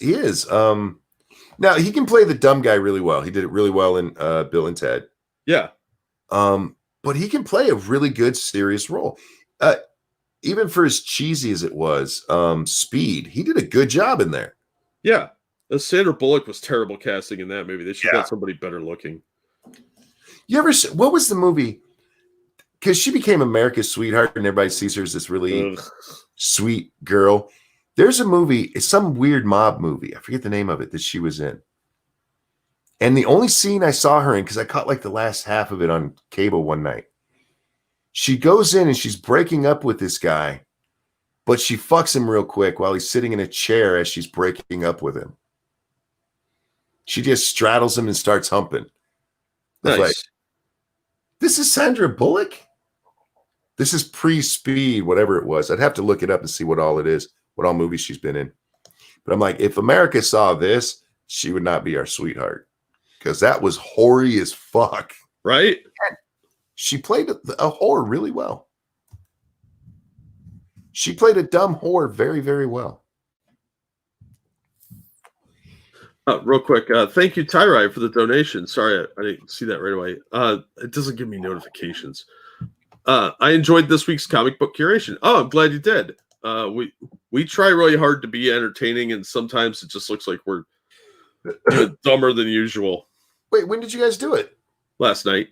Oh, okay. Oh, I didn't know you guys did. I'm sorry. No big deal. I usually stop in. I don't usually talk, but I stop in and say hi. That's why I did get your message right away about not doing a show. Because it took me like an hour to respond to your message because I can't check everything. I may have been editing videos at the same time. No, that's fine. I was over watching Satsu play the game and playing a little bit on my own. I'm trying. Goddamn, Sandra Bullock's been in a lot of fucking movies. Yeah, and these aren't in order. I seriously think she's an overrated actress. She's okay, but she tends to play the same character over and over again. It's like she had one method of acting, and that was it. Her versatility seems very stunted. Is this it? I think this is it. Me and the Mob. Yep, that's it. I've never even heard of that movie. All right. Here's the scene. You can see the pictures. They're still shots. Check her out. She is humping this dude, and she's breaking up with him at the same time. Well, that's the way to break up, as opposed to my usual method of have sex, eat everything in her fridge, upper deck or toilet, and then leave. Yeah, I was watching something and like, holy shit, that's Sandra Bullock acting like a complete whore. That's awesome. Michael Clark Duncan in Green Mile. Oh, are you talking about great performances? Yeah, he was an amazing actor who also got some shit roles. Yep. He did great in Daredevil, but it wasn't a good fit for him. He did great in Daredevil, but that was not a good representation of Kingpin. Yeah, it was a terrible movie is why. I love Daredevil. That movie was fucking awful. And Jennifer Garner was the worst casting for Elektra. It's like, oh, we're going to find this cutesy chick to play this hardened badass. No, she looked like a fucking cheerleader cosplaying as Elektra. Let me say this. That movie sucked ass, but I love it. That's fine. There's lots of movies that suck ass that I love, in case nobody's noticed by now. But it was just such an over-the-top, like, who's the guy with the unibrow that played Bullseye? Colin Farrell. Colin Farrell, yeah. That dude was awful in that movie. Yes. That movie was a train wreck. Yeah. They had good actors in it. They just, like, Ben Affleck's a good actor. I think personally that he's probably a giant douchebag, but he's a good actor. Michael Clark Duncan, even Jennifer Garner's not a bad actress. She was just in a bad movie. You know, bad director, bad script. I don't know what it was. The special effects were fucking garbage. And I don't know why they needed the entire soundtrack from two bands, but just a terrible movie all around. Unfortunately, they had really good actors in it. And the thing is, I cannot disagree with anything you just said, but I love that movie. I've watched it. I've seen it probably 15 times. It used to be a movie that I would like, not quite going to bed, but I was just lazy and didn't. It's like, I'll just throw in a movie and I'd throw that in. Daredevil, the hour-and-a-half long Evanescence music video. Yes. Yeah, pretty much was. You know, maybe that's why I love it. That lead singer, I forget her name. Something Lee, right? Of Evanescence. Oh, Amy Lee? Amy Lee, yeah, I think that's it. Her voice is ear porn. Yeah, and she was really hot back in the day. I've heard that she's not as hot anymore. Yeah, she's gotten older and she's definitely packed on some pounds for you. That's not cool. Yeah. Ain't no fatties allowed on this ride. Havoc, thank you. Hey, Daredevil was a good movie. Fight me. Anyway, I'm gonna go watch the new Bill and Ted movie. Enjoy it. Thank you. I'm not saying I don't own a copy of it. I'm just saying it's not a good movie. It was in the dollar bin. Leave me alone. And I haven't seen the new Bill and Ted, but it actually looked like it might be fun. Like Jack said a moment ago, there can be horrible movies that you love, and you just got to be honest about it. That was a bad movie. Yeah. I fucking love it, but that's a bad movie. And I really do. I hate the casting of Kingpin. I don't think they've gotten Kingpin right in a movie or television show yet. I didn't like him in Daredevil. I thought Vincent D'Onofrio did a really good job. He did okay, but Kingpin's a fat little fuck. I mean, like, you need to get somebody like who has a head that big? I don't know. I don't know if there's somebody you can cast that carries that character for me, you know? Oh, it would be hard in a live action film, but yeah, I thought Vincent D'Onofrio did a good job. He's a good character actor. Yeah, a little over the top for me, but still, it wasn't bad. But Michael Clark Duncan, he did a good job as Kingpin, but it just wasn't Kingpin. It's like, don't you have a role that he'd be good in? Because he's a good actor. Was a great actor. Yeah, poor bastard. How did he die? D'Onofrio's still alive, dude. No, I was talking about Michael Clark Duncan. I think he had a heart attack. Yeah, you got to be careful with them steroids, man. Chris Farley is Kingpin. That would be hard to pull off. He's dead. Butterbean. You know, Jack or P-Dog, that would be a great Butterbean or Kingpin if he could act. He's got the build for Kingpin, definitely. The new Bill and Ted sounds interesting. Yeah, I don't know. I did see last night when I was eating some ramen noodles for dinner. Not this morning because I had ramen noodles twice for my dinner. I had ramen, and I watched the start of the new Rambo movie. Oh yeah, what'd you think? What I saw of it, because I only got to the part where he tells his niece, yeah, that she should have all her friends over and go in the tunnels. Oh yeah. And that's where I stopped watching. So I probably only watched 10, 15 minutes of it. Yeah, you need to watch a lot more. The first half is a little dry, but then it gets good. It reminded me very much of Creed, where it seems like they're trying to recapture the magic, because the other Rambos, First Blood Part 2, and then whatever 4 was called, they got sillier and sillier as time went on. That the first Rambo is actually a very good movie with a gritty tale of this war vet who's being fucked with by the town, and it's a good movie. And then it just kind of gets silly from there to the point where he's holding 2 giant machine guns, which no man could do. And then it goes back in this new one where it looks like they're going back to that pensive Rambo. And I'm like, all right, I'm willing to try. So I'll watch the rest of the movie, but I'm like, because they did all right with it in Creed. Creed is just the original Rocky. It's just a retelling. I thought the last Rambo was much better than Creed. Creed was, I thought, a shit movie because it was trying too hard to read. It was like The Force Awakens. You're just remaking the original, and I hate that. And I understand that, but if you can separate it from it and you just watch it, like, okay, not bad. They did an okay job. But I haven't seen the second one yet. But I'm with you. Once you get to a certain point, once you get to a Don King character, once you get to Rocky 5, it's hard to bring that Rocky character back to where he was in the first movie. Yeah. Because in Rocky 4, he's still kind of a dumb guy, but he's obviously smarter than he had been. He's learned, he's grown, and then stop reverting. Stop trying to capture that magic. Write a new story. Yeah, 1 and 4 were to me the only movies that really mattered in that series because they were the ones with the most innovation. 2 and 3 were okay, but just didn't really do it for me. I've only seen most of these movies a few times because not a boxing guy. But the first movie was definitely a very good story. But the fourth one was Rah Rah America. Yeah. And fighting the big Russian. Yeah, go ahead. No, 2 and 3 just didn't really do much for me. I haven't seen Balboa. I've heard it's pretty good. That's what I've heard, but I haven't seen it either.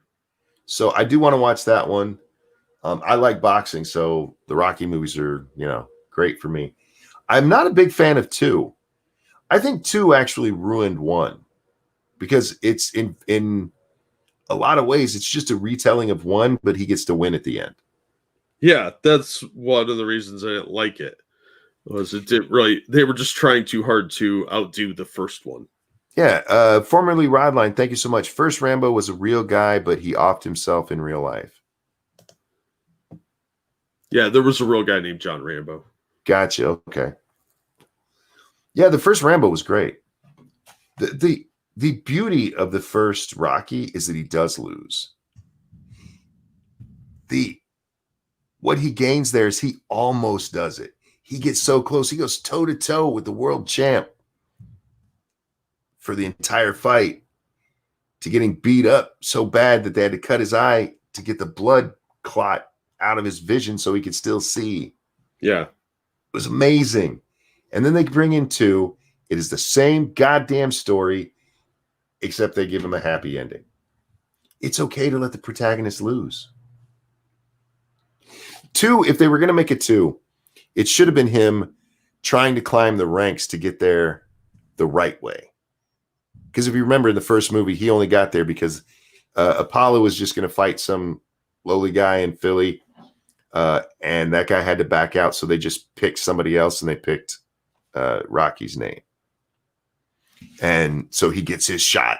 He wasn't like on the contenders list. I hated that. But then 3, they bring in Mr. T, and Rocky has to learn to actually be a good fighter. And that was much better. Let's face it, Mr. T is awesome. Mr. T is a national treasure, man. Yeah, absolutely. But yeah, give the new Rambo a chance because it really doesn't. You don't really see where they're going until about halfway through the film. Gotcha. You're gonna. I was sitting there in the theater watching it, going, "Oh man, this movie sucks," and then the tonal shift is very apparent.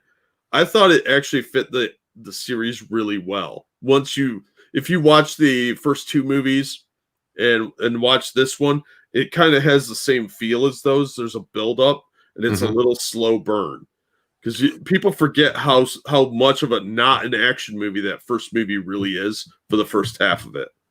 Yeah, and that's what I said. It felt like they were trying to recapture the magic. So I'll watch it and check it out and see what happens. Yeah, I liked it. I thought 4 was better than 3 because 3 was stupid with the exploding arrows. 3 was dumb as shit. That was fucking absolutely asinine.